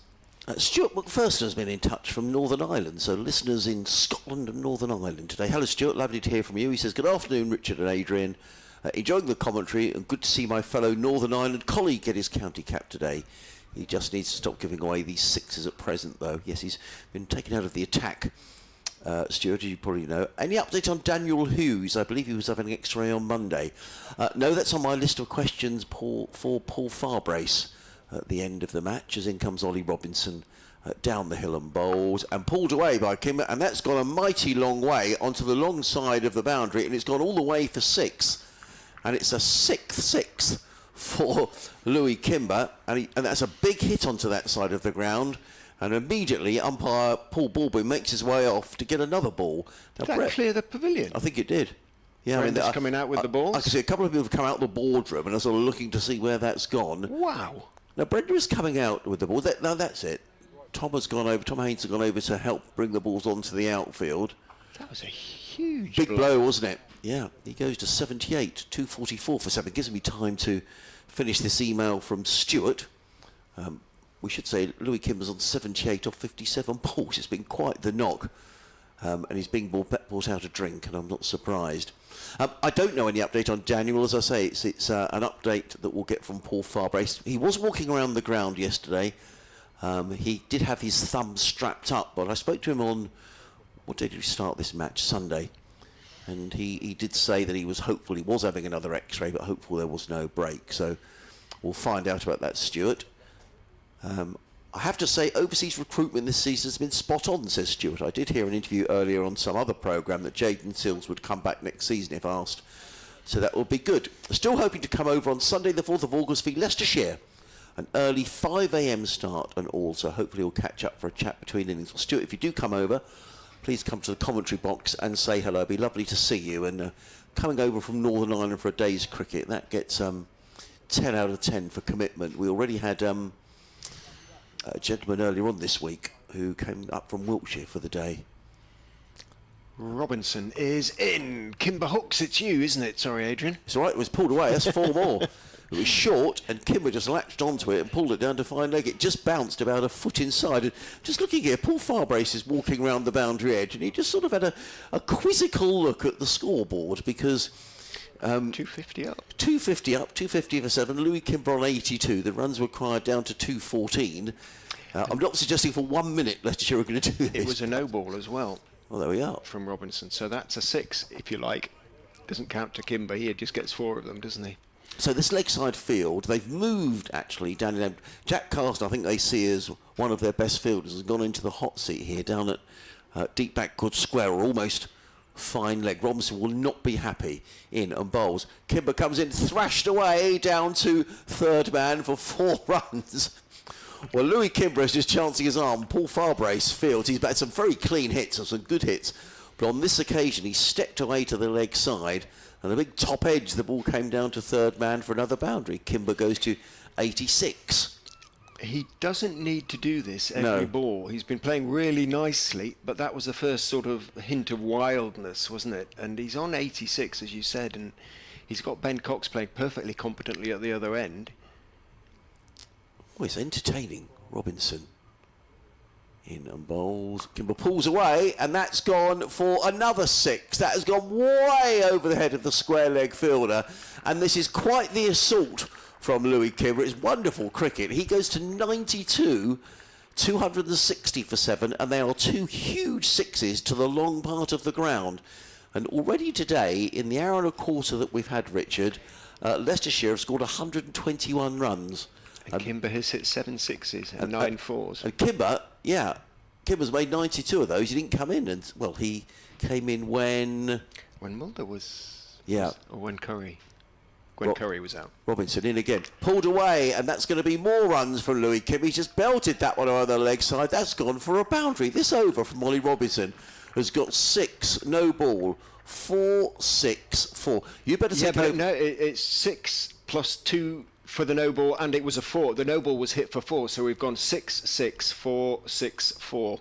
Well, you take over, Richard, because he's on the verge. He's 100. Well, what an innings this is proving to be from Louis Kimber. Sussex fielders have scattered to all parts of the First Central County ground. We have everybody out on the leg side, bar one, and a very brave short leg, Ollie Carter, as Robinson comes in to Kimber on 96. Bowls. Kimber backs away, cuts it over the offside boundary for 4, and a magnificent 100 for Louis Kimber off just 62 balls. What a knock by Louis Kimber. Comfortably his best score of the season, his first century of the season. He has hit 7 6s and 11 4s. Wow.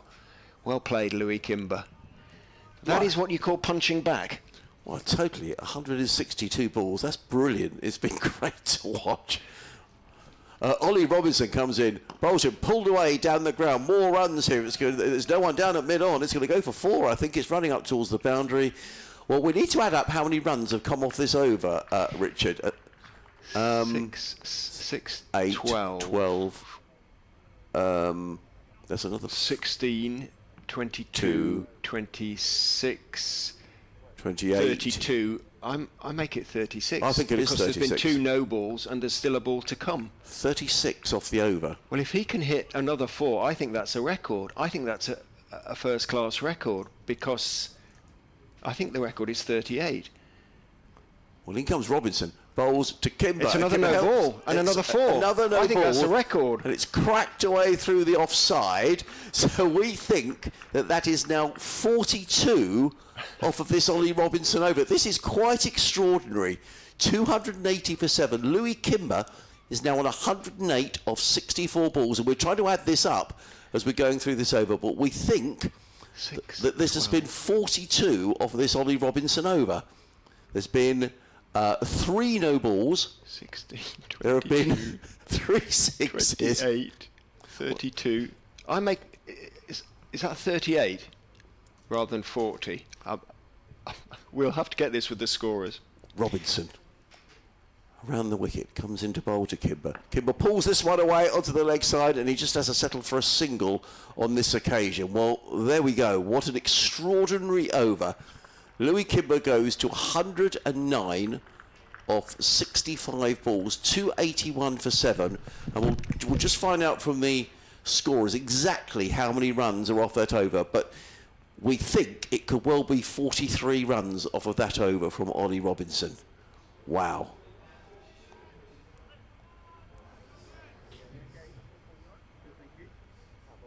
That was incredible. We're just trying to get confirmation because I saw Paul Farbrace actually down below us. Who was applauding Louis Kimber's 100, and why wouldn't you? Because it's been a terrific knock. But we're just waiting exact confirmation from that. What's the word? The next press to- box seem to think 43, which we believe is a first-class record. Wow. But that is to be confirmed. Well, I'm just asking the scorers. Well, Louis Kimber has taken Leicestershire to within less than 200. As in goes Coles and bowls to Kimber, who drives down too long off, where a less than gruntled Ollie Robinson is waiting and underarms the ball back to James Coles. Kimber moves on to 110 off 66.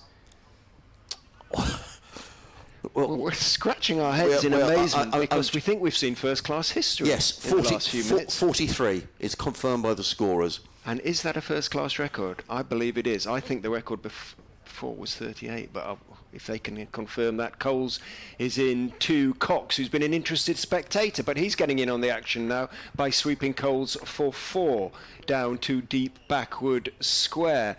286 for 7, and well, this is extraordinary stuff from Leicestershire. Talk about throwing punches back. 139 for 5, 175 for 7, and suddenly it's 286 for 7. So the 100 partnership has come up, of which Ben Cox, I think, scored 12. That's another landmark we've missed here. It's been bonkers, isn't it, really? Coles is over the wicket to Cox, who defends. We all need a few balls like that just to establish where we're at. Suddenly Leicestershire need just 178 to win the game. They're 286 for 7. Coles is in, Cox is forward, defending again out into the offside, and there is no run.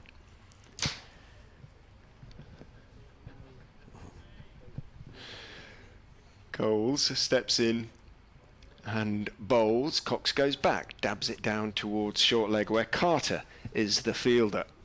Well, have we seen history made here in first-class cricket?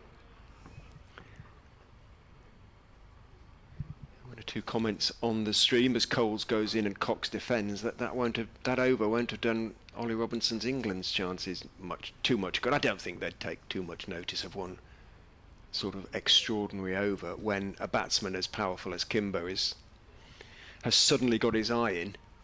But goodness me, that was extraordinary. End of the 60th over, Leicestershire are 286 for 7, Kimber 110 off 66, Cox 16 off 29. They need another 178 to win the game. Well, poor Farbrace is literally walking around the boundary edge down below. He just sort of puffed out his cheek.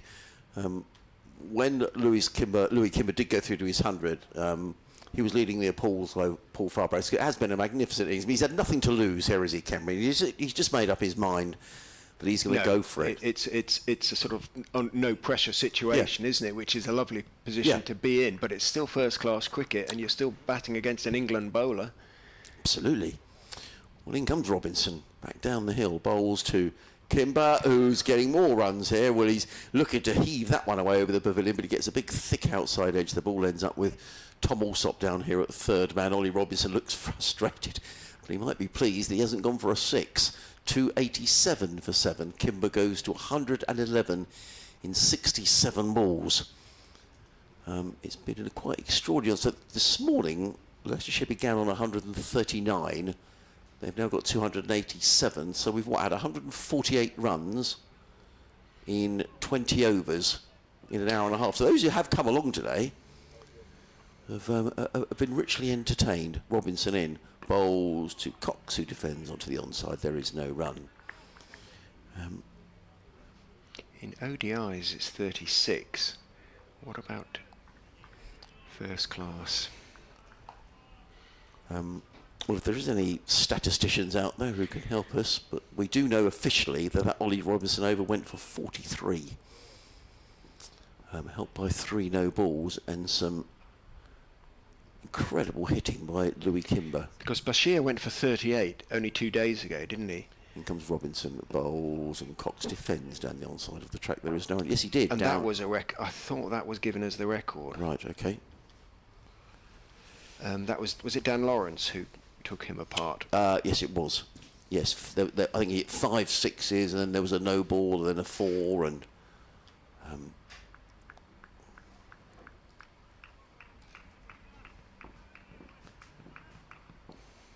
things are a little more sedate when Cox is batting. He's made 16, but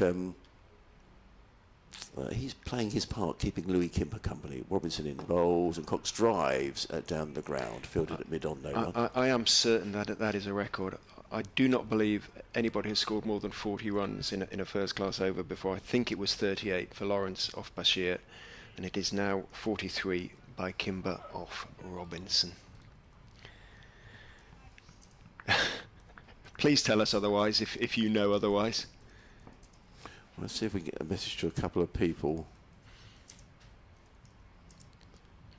In comes Robinson to bowl to Ben Cox in on bowls, and Cox stuck underneath that short delivery through to John Simpson. There is no run. If Leicestershire can somehow get this target to less than 100, and these two are still at the crease, then I think the Sussex faithful would be right to be slightly concerned. Well, it has got shades of last year, Richard. I mean, it's still an enormous amount of runs needed. But it's been entertaining, and we may well have seen history in front of our eyes here at Hove today. In comes Robinson down the hill, bowls, Cox drives, Robinson fields off his own bowling. Only 1 run conceded from that Ollie Robinson over, 287 for 7. Cox 16, Kimber 111. Gary Knight's been in touch and says, having just watched Kimber smash Ollie Robinson to all parts of Hove, I have to question the tactics employed to him. Banging the ball halfway down the pitch to every ball is brainless. I know we have runs to play with, but surely trying proper bowling, such as hitting top of off, would seem the obvious move.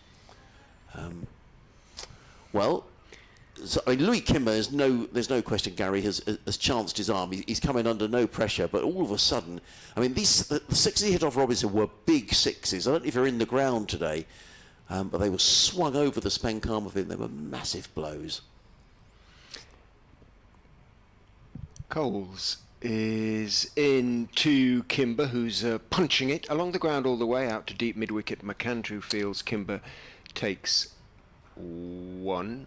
Moves on to 112.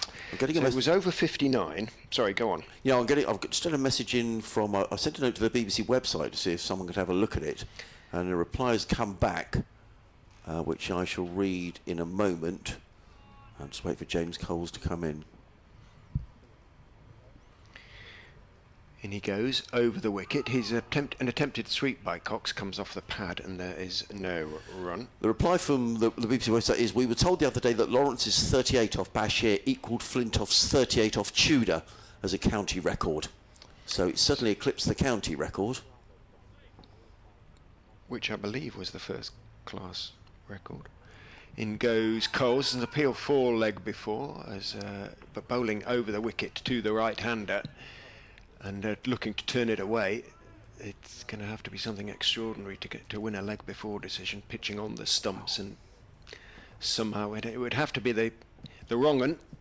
In he goes and bowls. Cox is forward, but just to go through it, that 59th over, the first ball went for 6, the second for 4, which was a no ball, the third for 4. It gets complicated because of the no balls. Cox is forward to that one from Coles out into the offside. So how many balls are actually in the over? 1, 2, 3, 4, 5, 9. 6, 7, 8, 9. The last of which went for a single. In goes Coles, forward goes Cox. So whether that affects the rules for the first class record, I don't know, but I'm sure. Well, I'm just looking here. I've been sent a link by the BBC website. This is before the Lawrence assault on Bashir. Most runs scored off 1 over in first class cricket. Gary Sobers against Malcolm Nash in 1968. Ravi Shastri 6 sixes off the bowling of Tilak Raj in 1984-5, and before that 34 by E.B. Alliston for Nottinghamshire against Sussex at Hove in 1911. Now, this is interesting because it says 34 Andrew Flintoff against Alex Tudor, but that included 2 no balls. So the rules So I wonder whether in no relation balls to don't no count. balls, but So maybe... how can that work if they don't count? Because so off 6 legitimate deliveries, Yes. because the last ball went for just the single, didn't it? So that might negate it. And also back in 1998, would no balls have just been 1 run? Possibly they were. 16, 20, 24. Off legitimate deliveries, I think it was just 25. Well, that was quick. Robinson round the wicket, bounces Kimber. Kimber gets in position too. It's McAndrew now, isn't it? I've no idea whether this is supposed to be me. Shall I continue? You carry on. Sorry. We're coming trawling round the the wicket. records, folks. So I think it's just 25 off legitimate deliveries, with the remaining 18 coming off the no balls. So, well, whatever happened, it was extraordinary, and we couldn't keep up. We were trying to work out. it was 43 off the over. It was whatever happened. That's confirmed by the scorers. 43 off the over. McAndrew is in 2. Kimber, who pulls out towards mid-wicket. It's over Carter, who's at conventional mid-wicket. There is a man out on the boundary, so it is going to be just the single to Kimber. He moves on to 113 off 70. I mean, you sort of think watching this that sooner or later Kimber's going to make a mistake and get out, but you just don't know. I mean, And this is now Lewis Kimber's highest first-class score. Right, okay. We're going for an update shortly, but you keep going. It's a little way off yet. Well, Louis Kimber, what a way to go to your record score. It can't happen, can it? Still need another 175, Leicestershire. McAndrew back over the wicket to Cox. Bowls a bouncer. Cox just bobs at the knees, lets it go over his head. 289 for 7 remains the score. 2 for the over, says umpire Baldwin.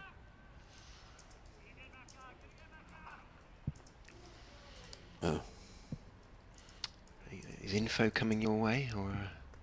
Yeah, you keep going, Richard. Right, I think they've still got weather and a bit of travel to do. Well, one of the glories of county cricket is you never quite know what to expect, and suddenly on a quiet final day at a sun-drenched Hove, something extraordinary has happened.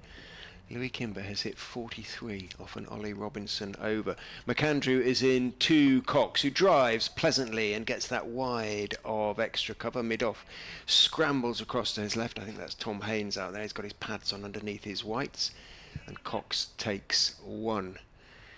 He moves on to 17 off 41. Relatively, well, not even relatively, a completely normal innings in the circumstances being played by Ben Cox. Anything but normal. The innings being played by Louis Kimber, who's on to 113 off 70 balls, 290 for 7. Simpson points out into the offside. Change of the field for Kimber. There isn't a deep mid-wicket. You can say, right, hook me, mate. In goes McAndrew. Bowls. Kimber drives. Bounces out to mid-off where Haynes is the fielder. And there is no run. Kimber's waving for a drink, please. I'm indebted to Graham Irwin, the Sussex scorer. I'll read out a stat. After this bit of reggae? After a bit of UB40, I think. Apparently the record off the over is 77.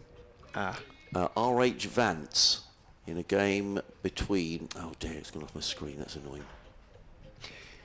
McAndrew is in, bowls, Kimber drives in the air for a few feet, bounces out to mid-off and is stopped. No run. In a game between Wellington and Canterbury in Christchurch in 1989-90. But that lots of no balls, but it's presumably. a C-note one, but it would seem as if that was sort of declaration bowling. After that, it's 38, which is Alex Tudor when he was hit by Andrew Flintoff, Surrey v Lancashire at Old Trafford in 1998. So if you discount the Vance 77 against declaration bowling, Yes. it is a first-class record. Yes. Do we discount the Vance? You know, that's the question, isn't it? Yes, I suppose we can't, because of the fact that the Vance one is, it was a first-class match. And there was no question that Robinson wasn't trying. I promise. totally. I No. promise you that there was nothing being dished up. Oh no, he wasn't bowling his off spin or anything like that. It was proper bowling. There were men back on the boundary, and he was bouncing like he meant it. Yeah. We've got another 12th man on the ground now, who is Zach Lee on Cachet. I'm sorry, I've been totally distracted, but I was trying to trawl through the archives and To the background of UB40. to the background of UB40 coming through my ears. I mean, you couldn't make it up, really, could you? Anyway, James Coles is going to bowl. We may have some normality. 290 for 7. If you're wondering what on earth's going on here at Hove and you've just joined us, well, you've missed an over being gone for 43 runs. In comes James Coles. He's in and bowls to Cox, who's made 17 off 42 balls. He's been eclipsed by Louis Kimber, who's made 113 off 72 deliveries. And a quite extraordinary display of hitting. Coles in, bowls and played down the onside of the track, and there is no run. Louis Kimber's 100, came in, and he was dropped, wasn't he? Yeah, he was dropped on 17. He came off 62 balls, 11 fours and 7 sixes. That's it. Thank you very much. In comes Coles, bowls to Cox, plays it out into the offside, and picks up a single. He goes to 18, 291 for 7. Coles. Now that leg side field, they can't get back far enough, that leg side field, to Louis Kimber. He's 113 not out. Coles in again, bowls, and pulled onto, he's going to be caught! No, it's gone down. It's gone down. It was pulled onto the leg side. Sprinting off that leg side boundary was, I think, is that the substitute fielder? No, it was... It's Robinson, is it not? No, it's Sean Hunt. Hunt. He came running in to take the catch, but he didn't take it, and it's gone for 4 runs. There was a cry of catch. Did he get there? I think he did. 117, Coles in, Kimber again, hammers down the ground, more runs here. It's going to be another 4 to Louis Kimber. Smashes it down the ground. He goes to 121. 299 for 7. This is absolutely incredible. And now they've gone to a record, which is so frustrating. Just as we're getting...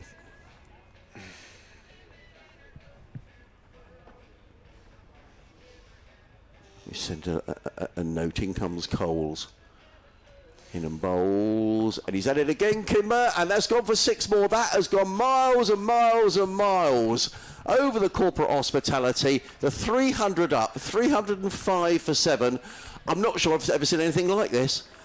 Leicestershire suddenly need 159 to win. Louis Kimber is 127 not out off 75 balls, and Leicestershire are 305 for 7. Extraordinary. I'm going to ring the studio, Rich. I'm going to leave you to sort of put a Leicestershire angle on it, because it's quite incredible. It really is something very special we're seeing here. Kimber, he's just laying about him to extraordinary effect. 127 off 75 deliveries, and I think that's his 9th maximum. And yet they still need another 159, and obviously still very much the favourites to win this game, Sussex, but there must be a few lips being chewed, you would have thought. You know, I've already said about this. It's really exciting here, actually. It's not your fault, Sophie, but 16 fours and 7 sixes for Kimber. it's not your fault, but it's just frustrating when you're waiting and waiting, and then they don't do it. 8 sixes, I beg your pardon. It's a bit difficult to commentate because we're getting the Okay, all right. Well, I'll be Billy ready to do Joel this. blasting into our earphones at the moment as well. McAndrew is going to change his field for Ben Cox. 305 for 7, 159 to win. for Leicestershire. Well, you would have got long odds against a score like that half an hour into play when Leicestershire were 7 down, remember, for 175. Well, they've added 140 since then in what seems to be the blink of an eye. McAndrew is in, bowls down the leg side. Cox lets it go. Billy Joel is removed, thankfully, much as I love him. I've had a message from Steve Marshall, who runs a sort of online business up in Birmingham for the BBC, and he says it looks like an English first-class record, Adrian, but not a world one, as we know, Because we think, of from... the Vance business. Yes, the Vance business over in New Zealand. Well, out of the blue skies above the first Central County ground, it came like a thunderclap. In goes McAndrew, bowls, and Cox lets it, hits him on his rear end. It bounced up. It was a good foot above the stump, so it was an odd appeal, to say the least, from McAndrew, but Cox just sort of trying to get out, not really even trying to get out of the way, really, just lifted his bat out of the line of the ball, and it hit him yes, on his rear end. Just breaking off for a moment there, Sarah. Well, we're watching record-breaking cricket here at Hove this morning, because Leicestershire, who began the day 139 for 5, are now 305 for 7. Louis Kimber, the Leicestershire batter, is 127 not out, and he's taken 43 runs off of an over from Ollie Robinson, which is a first-class record here in England. It's been a magnificent onslaught, and the net effect has meant that Leicestershire now just need 159 runs to win, which would be an extraordinary run chase, considering at one stage they were 175 for 7. So it's all happening here at Hove. If you can get down and watch. It's incredibly entertaining. Meanwhile, at New Road, Worcestershire looks like they're going to be defeated by Surrey. They're 255 for 9. Surrey, Worcestershire still trailing by 23 runs, and Surrey will retain top of the county championship. Adrian, thank you. We'll have more in an hour's time. McAndrew is in, bowls, and it's clipped in the air, but it's going to drop short of deep backward square. Hudson Prentice comes running in. He hasn't had a bowl yet, slightly to my surprise. Hopefully he's okay. And Cox picks up one. My apologies, Richard, for that. I'm going to cut in. It was it happens, doesn't it? Sometimes well, it's just you get different frustrating, people isn't it? on the production desks who aren't quite au fait with how it works. Well, I think the sometimes. presenter had forgotten, actually. But there you go. But it was always nice to hear a bit of Billy Joel, although Uptown Girl is not one of my favourite Billy Joel tracks, it's got to be said. Tilda's watching and wants a shout out. Well, you're watching something special, Tilda. If Kimber can hang around for another hour, it could get really interesting. Kimber's on strike as McAndrew goes in, round the wicket, bowls to him. He's pulled it in the air. Is it going to soar down to fine leg for 6? It is. Top edge, really, as much as anything, but it is another maximum for Louis Kimber. He moves on to 133 from just 76 balls, 312 for 7, and all of a sudden, the runs required is down to 152. 9 sixes from Louis Kimber. 9 sixes and 9 sixes and 16 fours. Has he got something in his eye? well, if he is, it's not proving too much of a difficulty for him. He's seeing the ball fairly clearly, you would suggest, at the moment. In goes McAndrew, bowls to him again. He backs away, pulls him down to mid-wicket for 4. McAndrew follows it. Kimber jogs somewhat wearily down the track, but he hasn't had to do much running of late with all those maximums and boundaries. The ball comes back towards John Simpson. It is the end of the over. Kimber has kept the strike. He's moved on to 134 out of 313 for 7 and 151 in now the number of runs needed for Leicestershire to pull off what would surely be one of the most extraordinary wins in county championship history, and they are a long way from that yet. Yeah, I mean, and I keep on thinking that sooner or later Louis Kimber's going to make a mistake. Yes. Because when you can't possibly keep doing this, can he? But it's been unbelievable hitting from Louis Kimber. James Coles is carrying on, you know. To bowl to Louis Kimber. He's in and bowls. And Kimber's at it again, and he drills that one high, wide, and Hampson. We'll call that 10 sixes. That's gone way over the corporate hospitality. He goes to 140. Leicestershire are 319 for 7. Today, Richard, Leicestershire have scored 180 runs in this session. And there are still 20 minutes to go. 180 they've scored in 25 overs. Brenda has been in action heaven knows how many times. In fact, she's left the spare balls on the boundary. The game might be abandoned because of there's not enough balls left. That is incredible.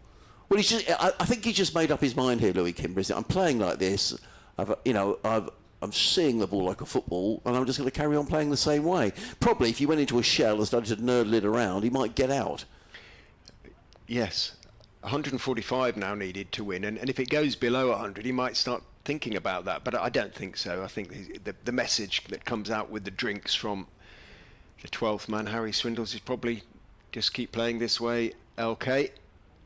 Or Melman, as he used to be known. I don't think he's really known as Melman anymore. Everybody just calls him Kimber, as in timber. Right. I don't know why. His nickname is just his surname among the Leicestershire. In the Leicestershire dressing room. Has he been picked up for the 100? No, but Well, he ought to be. I hope nobody from the 100 is watching. In comes Coles. Round the wicket, bowls to Kimber, and he's flaying this one away on the offside. It's going to race away towards the boundary. They've taken one. They'll come back for the second. The ball rolls out to deep third man. He picks up 2 more, does Kimber. He goes to 142. Runs required down to 143. They couldn't, could they? 16 fours and 10 sixes. Coles again. The slip is in place. Bowls to Kimber. He's done it again. He's pulled it away. Call that 11 sixes. He pulls that away over the clock tower scoreboard. He goes to 148 in 80 balls. And in all the years I've been commentating on cricket, I don't think I've ever seen anything like this. This is quite incredible. What are we watching? 327 for 7. Leicestershire need 137 to win. And this morning alone, we have had 178 runs, Richard, in 25 overs. This over alone has gone 6-2-6. Another ball has been lost. I think that the ball has been lost on probably 6 occasions. And of those 178 runs, Louis Kimber has hit 148. Wow. It's just unbelievable, isn't it, what's happening here? It's just an onslaught. Louis Kimber is 27 years old now, and he's always had this in him. Unless you've been waiting for it to come out, they've been patient with him, and this is his day. At the moment, this is his day. Well, they're even listening in Barbados. Joffer Archer's dad's just been in touch to say he's just tuned in. He can't believe the score. Unbelievable. 148, 327 for 7. Coles in again to bowl to Kimber. He's at it again. It's palmed over the boundary. It's gone for 6 more. It's gone for 6 more. Jack Carson was on the boundary edge. I thought he was going to catch it, but he's palmed the ball over the boundary ropes. 6 more. 150 to Louis Kimber. 154 in 81 balls in 97 minutes. 16 fours, 12 sixes. Unbelievable. Simply unbelievable. Coles in again. Bowls to Kimber wide outside the off stump, and he nudges that one, nurdles it down to third man.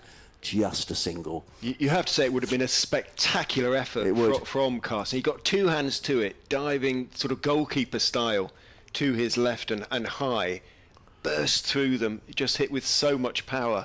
Unbelievable. Wow. 3-3-4 for 7. Leicestershire. Runs required 130. I mean, we're starting to look at that now because it's becoming almost on. In comes Coles, bowls to Cox, who defends onto the onside. This partnership, and that's a dot ball, a chance for us all to catch our breath a little bit. So these two came together when the score was 175. So they have added, let me do my maths, 9 to 13 minus 8. They've added 159. Is that right? Yep. Yes. Of which Cox has scored 19. Yeah, 159. Yeah, and Kimber had barely scored when he came in. no. And just looking here, Wow, it's just incredible, isn't it? Just trying to keep up with the pure statistics of all of this is proving pretty demanding. But I mean, it's just yeah. They came together when when Mulder was out. It was in the end of the 48th over, so call it 49 overs.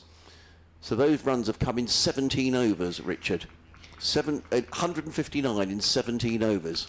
Well, I've never seen anything quite like this. Good afternoon to Steve, watching in Nantes in France. Seeing something a bit special, and your boy's seeing it live and close up. Sussex fielders scattered around the boundary as round the wicket comes the Australian Nathan McAndrew to bowl to Kimber, who steps away, top edges the pull down to fine leg for a one bounce four. Well, wherever Sussex bowl at the moment, it is coming off Kimber's bat, not always off the middle, but it is flying to all parts of Hove. And Kimber moves on to 159, 338 for 7, 126 to win. Very grateful to Trevor, who sent in a note about the record runs off of the over. We think that record is 77, but that was a declaration bowling, and as Richard was saying, Ollie Robinson was bowling properly. Kimber waits, bat raised like a cudgel. McAndrew is in, he's top-edged that one, but he's not top-edged it, he's middled it, over square leg, over mid-wicket, into the Spenkarma pavilion for 6 more. I thought it had gone high, it did go high, but it went long as well. 13 sixes, 165 in 84 balls. Louis Kimber, he's just gonna carry on playing like this, and why wouldn't you? Suddenly Leicestershire need 120 to win, and all of a sudden you can see there's a bit of anxiety around the Sussex fielders here. Nathan McAndrew, John Simpson is having a chat with him, but it doesn't matter where they bowl to Kimber at the minute. He's just disappearing over the fence. Just unbelievable. He's an incredibly laid-back character, Louis. Really lovely chap, and nothing much seems to faze him one way or another. And he's sort of wandering around out there, poking at the pitch, twiddling the bat in his hand. He's not pumped up. He doesn't sort of get pumped up, really. He's meandering back to his crease as if everything is perfectly normal. It isn't. We're seeing something extremely abnormal. 165 off 84 balls in a county championship game, and the Sussex Brains Trust are deep in discussions. What are we going to do here? How can we get this guy? What can they do? Bowl it at the stump, says Jamie on the feed. Yeah. This is idiotic bowling, says Kenton on the feed. Kimber is getting a double 100, says Chris, or getting bowled by 220. Well, if he's still here at 220, Chris, he'll have gone miles past 200. I would think he's approaching a 200 strike rate. He is. 165 off 84. McAndrew's going to go back over the wicket. He's brought a slip in. Yeah, that's interesting. He's saying, OK, drive. He's going to pitch it up. In he comes and bowls, and Kimber gets a fullish delivery, but it's straight, so he's able to work it out away off middle and leg down towards deep square and take a relatively conventional single. I mean, you can only admire this from Louis Kimber. I mean, much as my bias as it would be, I'd like Sussex to win. To see something like this is extreme. I mean, what an amazing innings. Out of the ruins of an innings, really, 175 for 7, and we're all thinking, oh, this might be over by lunch. And just incredible. I mean, he started off with the attack on Jack Carson, but to smash Ollie Robinson for 43 in an over, well, I see Hudson. Well, it's never happened before. No. That is for sure. And it has never happened before in English first-class cricket. Certainly no declaration bowling about it. McAndrew is in to Cox, who gets a bouncer.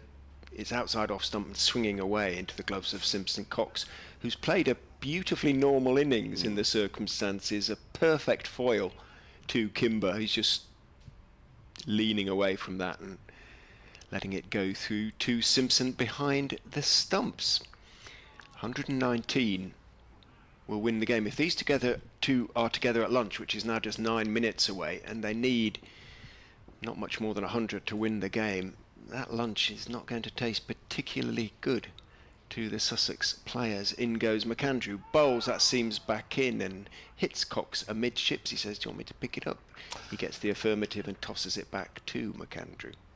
Yeah, I mean, I wonder almost as if Leicestershire don't want lunch to come here, because Sussex will have a chance to sort of regroup and try and get their heads around what on earth has happened here this morning. It's after this onslaught. I mean, Leicestershire have now scored over 200 runs in this session, Richard. 206 runs in a session. 206 runs in 27 overs. Of which Louis Kimber has scored 166. McAndrew is in. 2 Cox outside, off stump, hit chopped down into the ground, mistimed by Cox. He'll be cross about that because that was there actually to put away without anybody on the point or cover boundaries, and he didn't time it quite right. 345 for 7 at the end of the 67th over. Lord knows how old the ball is because it's been changed so many times, so could be anything.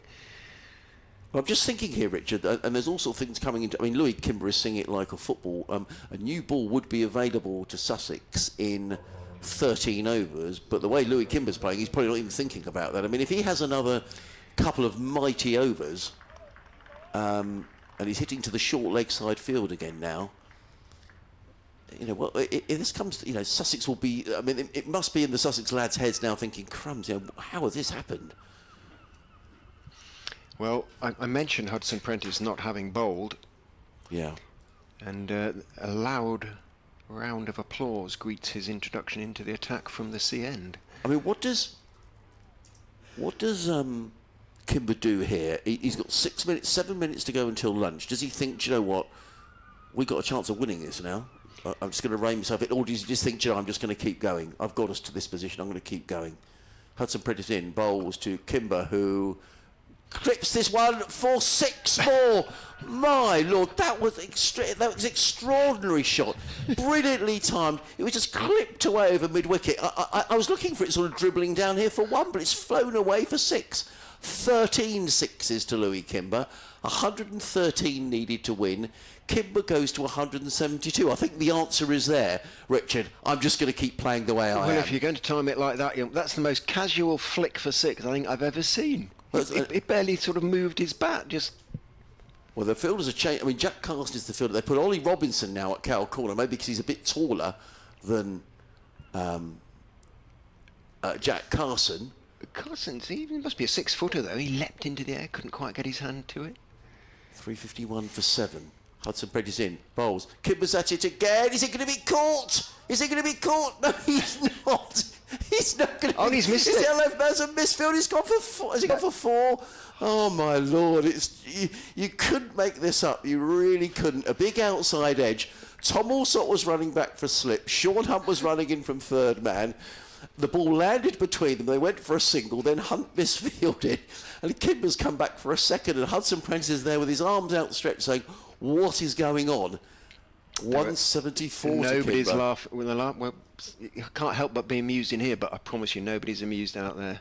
Hudson Prentice comes in again. Bowls to Kimber, who pulls this one away onto the leg side. It's got 4. 6 more. 6 more down to fine leg. 14 sixes to Louis Kimber. I lost the thread of that completely. It's just belted away down to fine leg. Nathan McAndrew had hurt his leg earlier on, so I think he might have hurt his leg again. 6 more. This is astonishing, truly astonishing.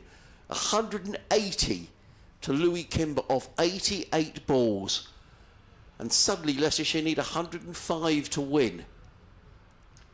Hudson Prentice again. He's in, bowls, and he's at it again. He hits the ball high, wide and handsome. Is it going to go for 6? No, it's not. It's going to go for 4. Drilled away over mid-off. Kimber goes to 184 off of 89 deliveries. 360. I can't see that digit. Well, they need 101 to win. 363, so 101 to win. Remember, 464 the target, which just didn't seem in the same postcode this morning. Well,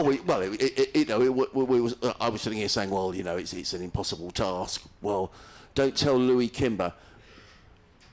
Hudson Prentice In again, bowls to Kimber, who pulls this away. Is it going to be 6 more? It is 6 more. It's gone through the hands of Jack Carson in front of the scoreboard.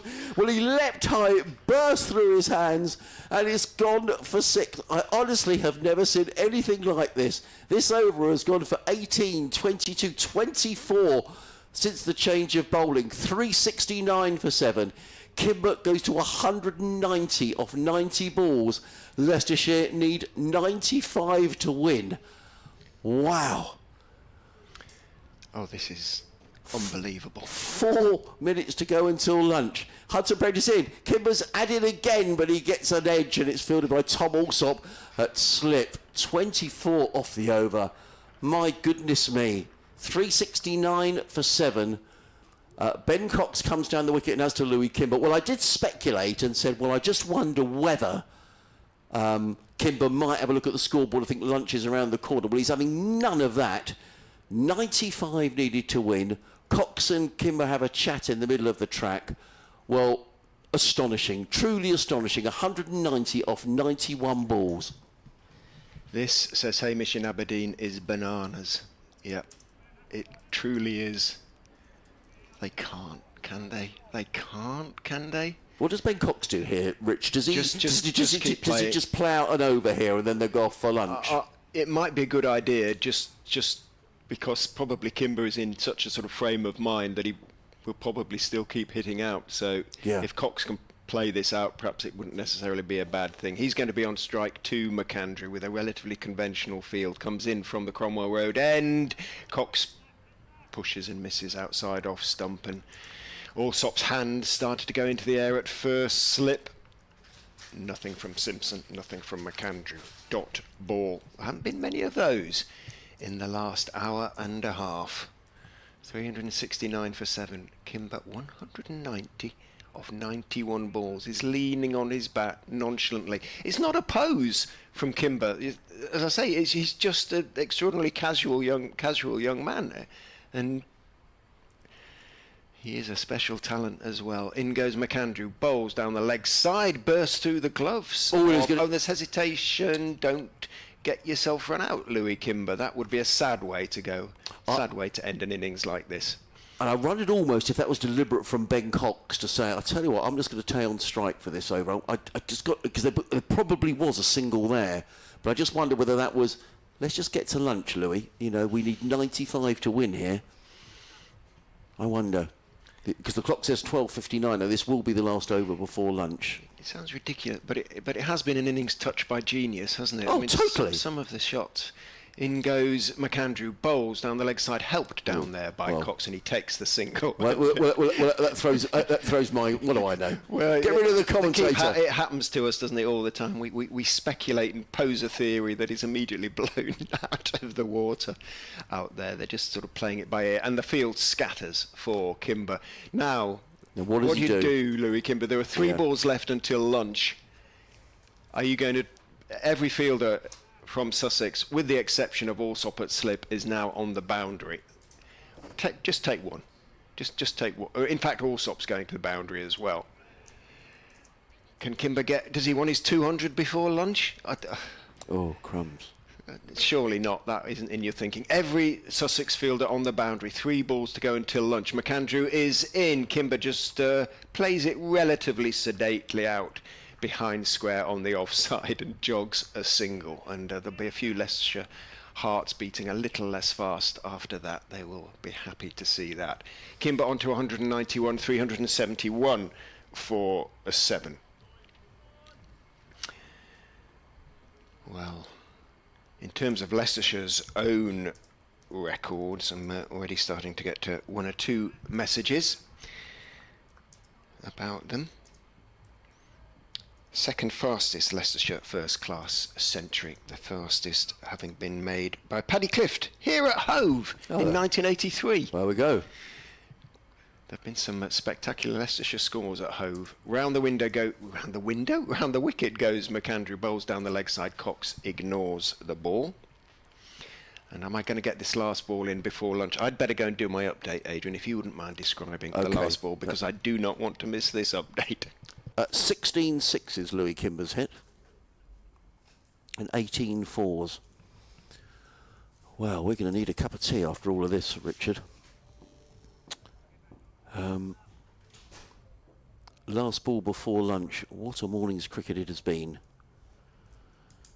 Ben Cox faces Nathan McAndrews in and bowl. Oh, and he very nearly bowled him, but he doesn't, and it's gone away for 4 runs. I'm not sure how that missed the off stump. Nonetheless,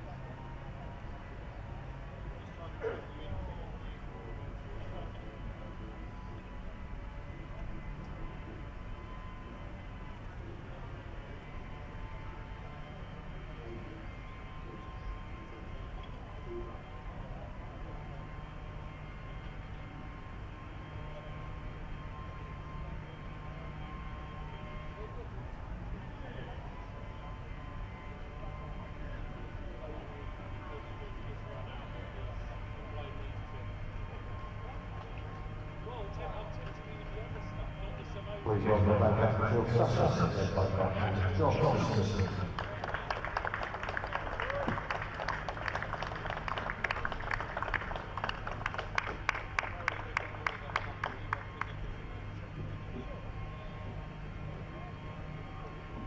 good afternoon even from the First Central County Ground in Hove. The afternoon session, almost certainly the final session of this Vitality County Championship match, Division 2 between Sussex and Leicestershire, after a quite extraordinary morning here on the south coast. Still can't quite believe what happened. Leicestershire began the day on 139 for 5, needing another 325 runs to win the game. Sussex obviously needing 5 more wickets. They got 2 of those wickets quite quickly. Scott Curry for 1 and Vian Mulder, one of Leicestershire's main hopes, for 21, 175 for 7 at 48.5 overs. Well, we are now looking at a scoreboard that reads 375 for 7 after 69. 200 runs added in pretty much 20 overs by Messrs Louis Kimber and Ben Cox, and of those 200 runs, Louis Kimber has hit 191. He is 191 not out of 92 balls and has taken Leicestershire to within 89 runs of what would be a quite extraordinary victory. Adrian Harms of BBC Radio Sussex and myself, Richard Ray of BBC Radio Leicester, your slightly gobsmacked commentators in the commentary box still. We had 40 minutes to regather our thoughts and to wonder how Leicestershire will approach what is now a perfectly theoretically feasible run chase. Ollie Robinson, who was hit for 43 of 1 over by Kimber, is going to take up the attack for Sussex from the sea end. Indeed he is, and thank you for a couple of lovely emails we've had during the lunch break. Peter, thank you very much for your comments, greatly appreciated. Peter Turner. In comes Ollie Robinson to bowl to Louis Kimber. He's in and bowls, and Kimber is beaten outside the off stump, taken by Simpson, and there is no run. Interesting that as the players came out, Richard, the umpires made a point of walking across and pulling John Simpson to one side and having a chat to him. Now, I've no idea what that was about. And we don't want to read anything into it, but it was unusual for that to happen. Every fielder on the boundary bar slip, Allsop and extra cover Haynes. Yep. Robinson running away from us up the hill, bowl to Kimber, hammers that down the ground. You heard the crack of the leather on willow, but it's just down here to long off, fielded by Jack Carson. So a single to Louis Kimber. He goes to 192. If you've sort of missed the morning's action, very well summed up by Richard, it was quite extraordinary. I don't know, sort of betting odds are all the rage at the moment, aren't they? With with various things that are going on. But I mean, I mean, to put it mildly, Leicestershire would have been long odds when the 7th wicket went down. There've been a few sort of cynical comments in that respect that I've seen already, but all we can do is promise you that everybody was trying very hard throughout that morning session, and to suggest otherwise is verging on lunacy, frankly. No, that's not the case. That's absolutely not the case. But just making the point that Leicestershire would have been rank outsiders here. It's been a magnificent display by Louis Kimber. Robinson into bowl to Cox, up on his toes and looks to force that one away on the offside. The ball bounces in front of him and there is no run. Yes, I don't know who would even suggest that. It's been, you have to take your hat off to Kimber. I guess the question is now, Richard, that 88 needed to win. He almost needs to put to one side what happened before lunch. I think, well, I've still got a job to do here because I want to win this game for my county. And when he came into bat, it was almost as if he had a free hand, really, because Leicestershire was so far behind the game. But not anymore. Robinson running up the hill from the Cromwell, from the sea end, bowls to Cox, who defends into the offside. There is no run. So various permutations here. 88 needed to win. 3 wickets Sussex need. Don't discount the fact that a new ball would be available for Sussex, but that would be not for another 10 overs, and the rate that Leicestershire have been scoring may make that inconsequential. Sussex have reverted to an attacking field for Ben Cox. 2 slips as Robinson is in. Bowls, Cox covers up, plays to mid-on, fielded there by Hudson Prentice, and there is no run. Should have probably have picked up. There were so many records this morning, but this is comfortably Leicestershire's record 8th wicket partnership against Sussex, which was previously 111, made just 2 years ago at the Upton Steel County Ground. Oh, was that in the Swindles and Parkinson. Right, I think they held out for a draw from memory. All these games. Robinson on his way. Oh, that kept horribly low, and he's managed to work that one down to fine leg. Does Ben Cox? He picks up a single, but it did keep low for a moment. I thought Ben Cox had played that on, but he picks up a single. He goes to 25, and Leicestershire to 377 for 7.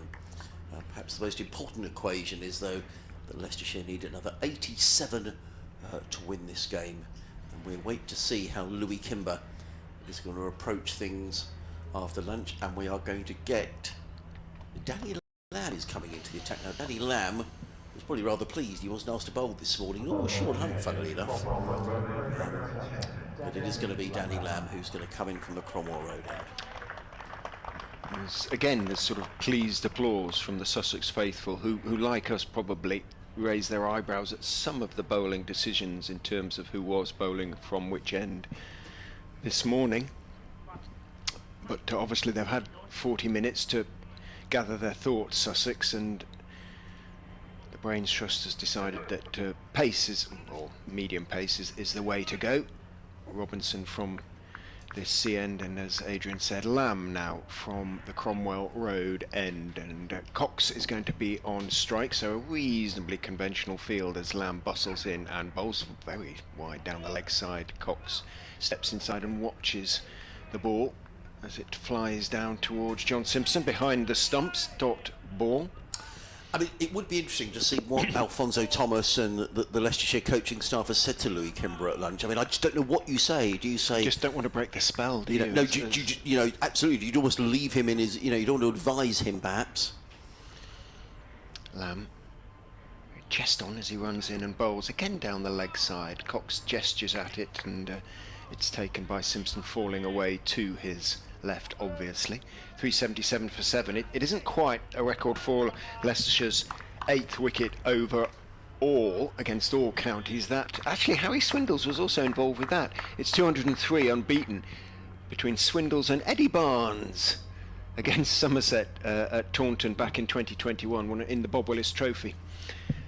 But they're within a run of that as Lamb is in. Bowls. He's appealing for a catch down the leg side. Sorry, catch and a leg before wicket, but it was going on down the leg side, and I think a little bit of bat was involved. It trickled down the leg side to Simpson, and Cox had wandered out of his ground, but he'd got back in by the time the ball got to Simpson. A couple have kept a little low, haven't they, from Danny Lamb, sort of skidding the ball long, perhaps. There was one yesterday which absolutely shot along the ground, wasn't yes, there? But McAndrew, we haven't seen another of those yet. Lamb is in to Cox down the leg side, clipped on down to fine leg, where Carson is the fielder. Cox takes his single, so relatively normal start to proceedings post lunch. A couple of runs scored, 378 for 7, so they have now equalled that partnership, Messrs Kimber and Cox, of which Cox has contributed 26. Kimber 192. Kimber will be on strike against Lamb. He takes guard from umpire Baldwin. The field spreads. The only man saving one is at mid wicket. Are we going to have a man saving one on the off side? It looks that way. So a single saving fielder at mid wicket and extra cover, everybody else on the boundary. Lamb is in to Kimber, who's trying to whip it away on the leg side, thumps into the pad. It will be a leg by. Kimber jogs that leg by, and umpire Baldwin raises a right knee to the scorers. Record 8th wicket partnership for Leicestershire has changed hands. 204 it is now. It's incredible, isn't it? When it's just in singles, you can see that the number coming down very, very gradually. When Kimber was in full flow, I mean, the scoreboard could barely keep up. And it makes you wonder if, if Kimber did have a big over here, he could book a big dent in this 85. Lamb into Ben Cox, bowls, taken off the stumps by Cox, just turned his wrists on it, pushes the delivery out to square leg, who comes bouncing in from the boundary. Finn Hudson-Prentice, that is, and one is taken. So as I say, two relatively normal, in quote marks, overs. 380 for 7. Leicestershire have reduced the runs required by 5. Post-lunch, they need another 84 to win the game. Sussex Cricket at bbc.co.uk if you'd like to send in an email. Martin Vaishaz, he says, an amazing knock and complete out the blue. I can't say I've ever heard of Kimber, and he's 27. Farbrace and Simpson need a plan here. Hopefully the lunch break will come at a good time for Sussex. Clear heads and calm right down, says Martin. Another Martin Mahoney, who's in a sweltering high Wickham. Great knock from Kimber, says Martin. He does remind me of a certain Ben Stokes at Headingley a few years ago, and we all know how that ended. Robinson comes in a bowls to Ben Cox. Cox is forward solidly, plays the ball down the ground. Carson is across. You probably heard the loud shout of no from Ben Cox as Carson prevented the single being taken. There are 2 slips, a backward point saving one, cover is on the one, Jack Carson at mid-off is saving one. On the leg side, Finn Hudson-Prentice saving one at mid-on. 2 men back on that leg side. There's a fielder in front of the clock tower scoreboard at deep mid-wicket, and a fine leg all the way down in the distance as Ollie Robinson is on his way. Bowls to Cox, who drives pleasantly through the covers. There's going to be at least a couple of runs here for Ben Cox. There's a long chase around the boundary edge for Danny Lamb, but it's 2 more to the total. Cox goes to 29, runs required now down to 82. I was just looking around the outfield to see if I could see Nathan McAndrew, and I've just spotted him. He's the fielder in front of the scoreboard. Sussex have turned to seam after the spinners really got a bit of tap, didn't they, before lunch with that lunch morning session. Robinson wheels away from us, is in, bowls and played on the bounce into backward point, fielded there by Sean Hunt. And again, there is no run. 382 for 7. Kimber 192. Cox on 29. Just to reiterate for those who did miss it this morning, 236 runs in 29 overs with a blitz from Louis Kimber. 18 fours, 16 sixes. Many of them, I mean, there is a short boundary here this week, but there would have been 6s at pretty much most grounds. It's been an extraordinary innings. Robinson in again, bowls to Cox. Well, kept a little low, but Cox manages to play it to mid-wicket. It's been good from Ollie Robinson since lunch. He would have, having conceded that 43 in an over pre-lunch. Not a record he'll want to be reminded of. We should also say that Louis Kimber's score is a record score by a batsman batting at 8 for Leicestershire, beating a very old record indeed, a record that stood for over 100 years in fact. Robinson coming in a bowl to Ben Cox. He's 29 not out. In and bowls, he clips that one down towards fine leg. They've taken one, they'll think about 2. They are coming back for the second. They need to get a bit of a move on here. Does Ben Cox, but he comes back. That's good running by Cox. He was always looking for the second run. And they've come back for it. 284 for 7. 80 needed to win. They were leg byes actually. Ben Cox remains on 29. Former Worcestershire wicket-keeper has certainly played his part in this stand. These two coming together, it was 175 for 7. So punch of 209 between the pair as Robinson is in again. Bowls, and this time Cox shoulders arms, lets that one pass through, taken by John Simpson.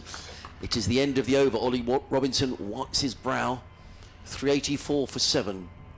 Kimber 192. Ben Cox 29. Ollie Robinson 16 overs, 2 maidens, 1 for 70. If you take out the 43 that he went for in that over, he would be, what, 15 overs, 2 maidens, 1 for, what would that be, 37. That was that quite extraordinary over. 43, that's a record in county championship cricket. Well, Kimber will now be on strike to Danny Lamb. 192 off 95 balls for Louis Kimber. Again, we have the men at mid-wicket and extra cover, otherwise everybody on the boundary. Lamb is in, Kimber backsways, a slower ball hit over the man at extra cover for 4 by Kimber. Well, it was a slower ball, good thinking by Lamb, but didn't quite get it right. There was width. Kimber just backed away slightly, gave himself room, steered it over Haynes to the extra cover boundary for 4. He moves on to 196, approaching the most remarkable double century, certainly the quickest ever made for Leicestershire if he gets there, by a huge margin. 388 for 7, 76 to win. Lamb is in to Kimber, who hits him hard straight back over his head. It's going to be cut off, bounces long on. Ollie Carter runs across the field. It is just 1, not the 4 he needed for his double century. Again, beautiful hit there, very straight. That was possibly the key there. Did bounce a couple of times, and Carter sprinting down the rope, or across the rope up there at the Cromwell Road end of the ground, was able to cut it off as it bounced towards the boundary. Kimber onto 197, 389 for 7, 75 to win. Field comes in for Ben Cox. I think we can say, Richard, that we know the way Louis Kimber's going to play. He's not going to hold back. Lamb is in down the leg side again to Cox. He's done that 3 or 4 times in this very short post-lunch spell. Cox just steps across. Whether it's a deliberate ploy, but I don't think so. It'd be fairly pointless, wouldn't it, really? And time is not a factor. There are loads of overs left. 63 remaining. Leicestershire need 75 to win. Sussex need 3 more wickets. Lamb bustles in, bowls to Cox, who is pushing the ball out into the offside, wide of Haynes at extra cover, out towards cover, and jogs 1. He moves quietly on to 30. Be interesting afterwards to get Ben Cox's perspective on what he's seen. He's been at the other end, and whatever the result of the game, or however many Kimber gets, just to see what Ben Cox, who's a very experienced player, has made of what he's witnessed at close quarters. Lamb is in to Kimber, who swings and misses, and it goes over the top of off stump by an inch. Oh my goodness me, I thought he was out. Oof, that is as close as a bowler has come, really. Catches or chances notwithstanding to dismissing Kimber. Went for the big hit, and my word, that almost clipped the top of the off stump. It didn't. Is it going to be Louis Kimber's day? 390 for 7, 74 to win. He's on 197. Lamb is in and bowls. Kimber defends, blocks it out into the offside. Haynes quickly closes on the ball. Lamb in pursuit as well. Good over from Lamb, using all his nous and his experience there. Almost did it for Sussex, but Kimber survives. End of the over. 390 for 7, 74 to win. Kimber 197. It's a quandary, isn't it, here for Louis Kimber, because if he goes hell for leather and gets out, someone will say, well, yeah, but if you'd have played and picked up the 1s and 2s, Leicestershire could have won. If he elects to go into his shell and pick up the 1s and 2s and then he gets out and Leicestershire lose, people say, well, you know, you should have kept playing the way you can, so, or the way that it has been before lunch, I should say. But you're quite right, Richard, that was as close as he's been to getting out. That really was the proverbial coat of varnish that missed the stumps by. But the runs required is down to 74. 197 to Kimber. Ben Cox is on 30. And Ollie Robinson doesn't usually bowl from the C end, but he is now. Comes in and bowls, and Cox is right behind that place to mid-off. Let's not underestimate the role that Ben Cox has played here, Richard. Absolutely. You know, 30 off 75 balls. You know, he's a calm, experienced head. Ideal foil in many respects. Greetings to Adam Whitty, Leicestershire sports editor, who's on a beach in Madeira chewing his nails, listening to us. He's probably enjoying a glass of port, I expect, is he? That's what you get over in Madeira. Very a glass of port. Oh yeah, well, possibly a bit too hot and a bit too early. I think it's for more port, do you beer, think? Adam, than port, to be You honest. reckon? Yeah. He's a beer man. Yeah. A nice cold lager. Robinson in bowls. Oh, what a play and a miss from Cox. Outside of the off stump, he was rather groping at thin air. The ball is taken knee-high by Simpson, and there is no run. 2 slips, a shortish third man, a deep backward point, cover mid-off, mid-on. 2 men back on the leg side. I can see Nathan McAndrew, the tall Australian quick bowler. He's going through some stretching exercise in front of the clock tower scoreboard, and a fine leg way down in the distance. This is captivating stuff, it really is. Robinson wheels around in his 17th over. He's in and bowls, and Cox works this one down towards third man. There's more runs here for Leicestershire. Sean Hunt is in hot pursuit. I think they're going to come back for a third. Louis Kimber does decide that he's running to the danger end. He comes back for a third run. 3 to Cox. He goes to 33. 393 for 7. But the important figure is the figure on the bottom right-hand side of the scoreboard in yellow numbers. It says 71 needed to win. Come on, Rig, say the Sussex fielders. That's Ollie Robinson's nickname. And it brings Louis Kimber on to strike. Now, what is he going to do here? Because he's hitting towards this... In fact, you take over, Richard, because he's 197. Sorry. Only single saving fielder is at extra cover as Robinson is in to Kimber, who hits massively for a huge 6 to go to a quite sensational double century. What a knock this has been. Louis Kimber has hit 17 sixes. He's hit 18 fours. His 200 has come up off exactly 100 balls. 203 not out off 100 balls, 19 fours, 17 sixes. Louis Kimber, take a bow, young man. Astonishing, astonishing stuff. Well, I thought, Richard, he was going to be caught at long on by Finn Hudson-Prentice. The ball sort of was coming towards the boundary, but it cleared Hudson-Prentice. In comes Robinson, 65 needed to win. Robinson in, slower delivery. And Kimber looks to play that one down the ground. Robinson fields. And I have to say credit to the Sussex fielders here, who pretty much to a man were applauding. And I think in this situation, that's all you can do, isn't it? You just have to take your hat off to probably one of the most amazing innings you and I have ever watched, I would say, Richard. Unquestionably. Unquestionably, it was lovely to see them. And also, when they left the field at lunchtime, Ollie Robinson waited and shook Louis Kimber's hand. So, absolutely fair play to Ollie Robinson. 399 for 7. But Kimber's still got a job to do. He's 203 not out. In comes Robinson. Bowls to Kimber, who flicks this one away on the leg side. More runs. He's clipped it away backward of square for 4. He goes to 207. And that important statistic on the bottom right-hand corner of the scoreboard comes down by 4 more runs. It's the end of Robinson's over.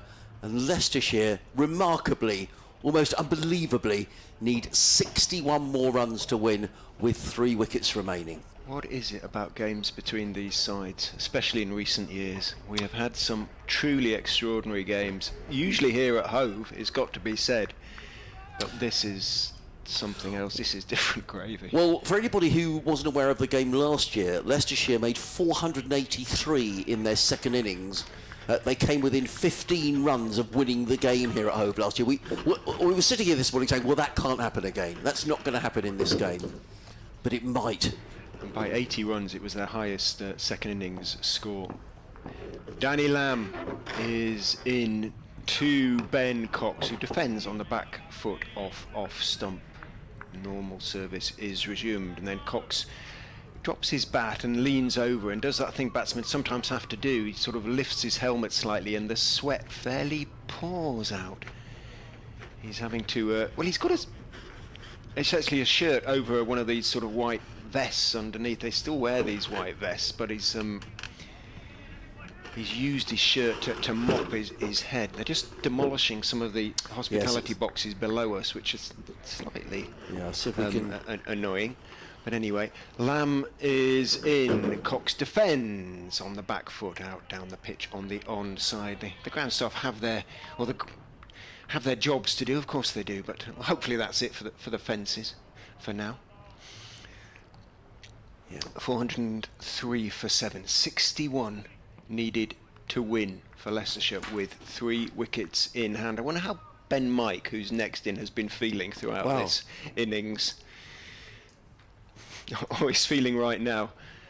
As Lamb is in. Cox thick outside edge, but he's on top of the bounce, steering it out towards backward point. Running around there is Hunt. 1 is taken. 60 to win. Cox onto 34 brings Kimber back down on strike. 404 for 7. Well, these two came together when the score was 175, so they've added 225 plus 4, 229, of which Ben Cox has made 34. And Kimber But a very important 34. on strike as Lamb is in and bowls. Kimber's whipping it down into fine leg and over fine leg for 6 more. Lamb cannot believe it, thought that was going straight into the hands of fine leg. In fact, it flew over Carson, has bounced down between the stand and the other side of the media centre and is heading for the car park. Well, 6, number 18. 18. I'm losing count. I'm running out of space in my notebook here. So he's for got Louis Kimber. He's 213 now.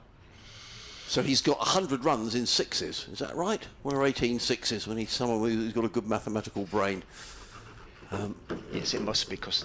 Yeah. Come on, Adrian, you can't be that dim. All our brains are being scrambled by 6, what we're 8 to seeing 48. here. 166.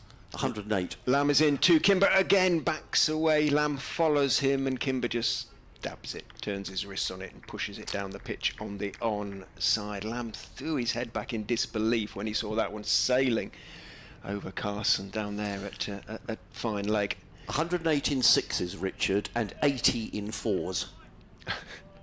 Just what? So 188 188 in boundaries. Out of his 213. He is not dealing in 1s and 2s by and large. Lamb is in, bowls to Kimber, who drives impressively out towards extra cover. Great diving stop. He was got quite a long way back out there, Haynes. He had to sprint to his right nonetheless. It was a fairly authentic cover drive from Louis Kimber, and it was going like a tracer over the outfield. Haynes dived away to his right and somehow managed to keep Kimber 2-1. He moves on to 214, keeps the strike. Leicestershire need 53 to win. Out come 2 12th men with drinks and towels and who knows what. But I don't imagine, Adrian, there'll be any instructions because this is just... Kimber is... Well, you hesitate to say in the zone. It's more than that. It's just something a bit special going on. Well, it is, and what a way to go to a double 100 as well, and how brave as well.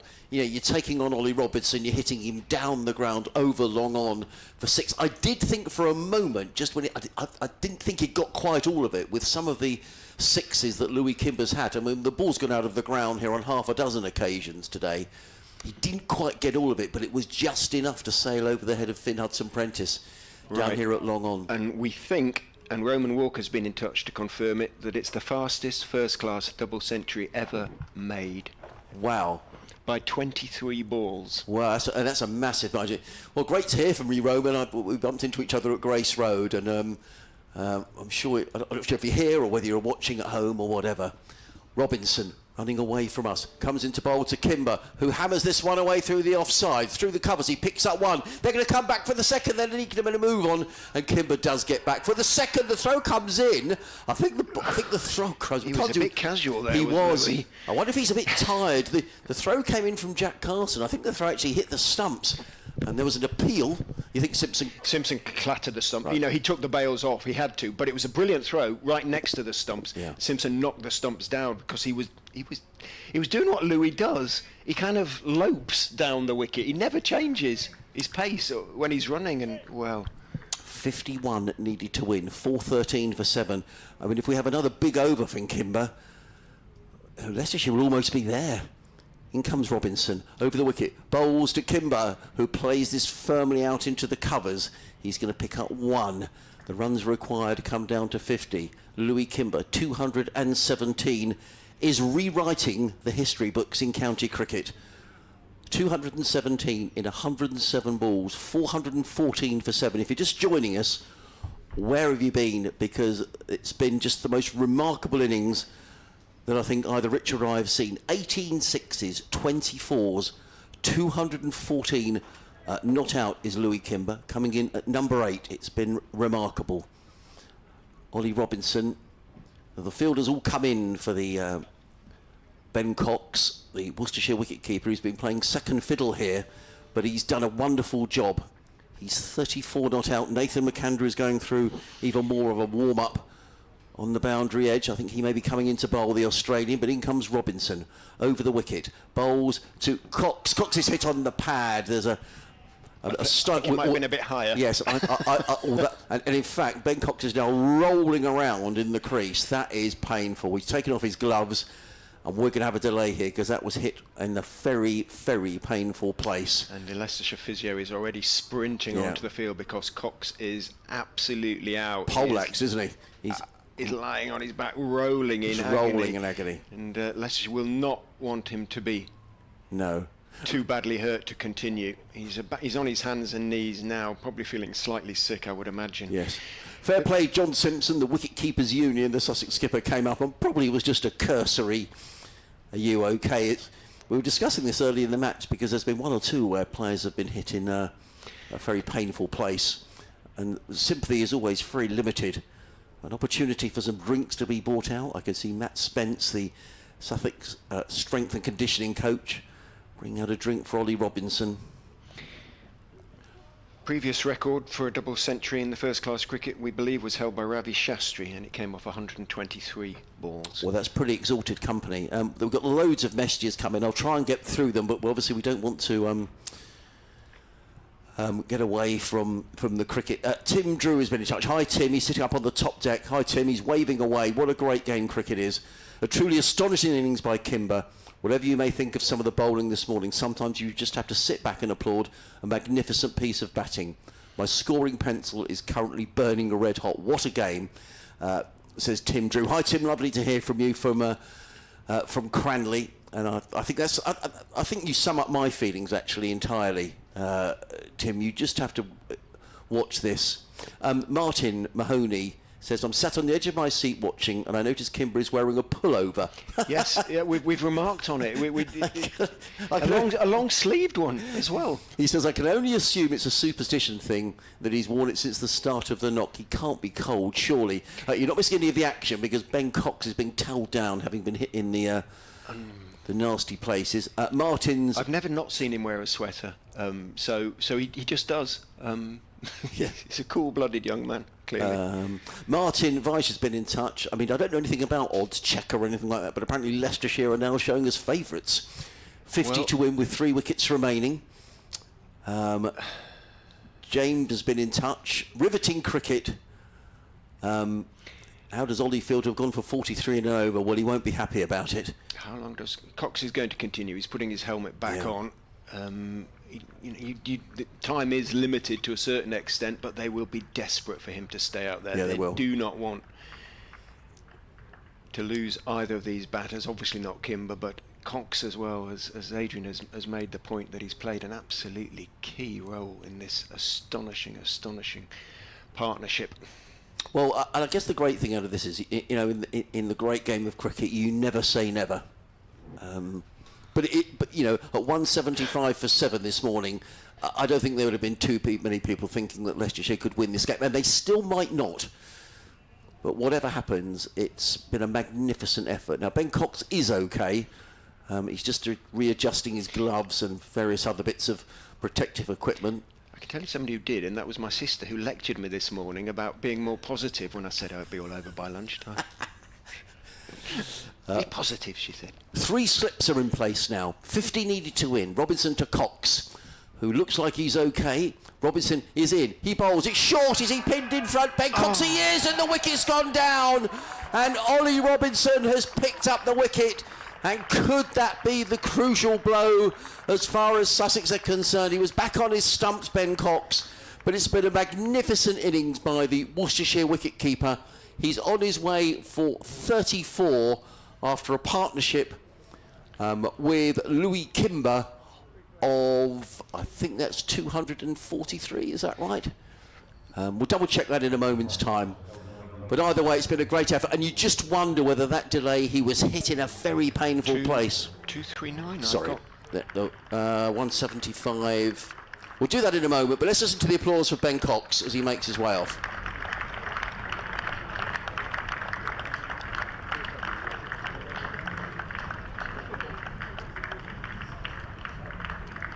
So there we are. What an innings by... But I just wondered how unsettled he was, Richard, by that blow that caught him in the unmentionables. Yeah. I'd quite like to see a replay on that one. It nipped back. Yes, it did. I think he was back as well. Back? He was back in, understandably, given what had happened.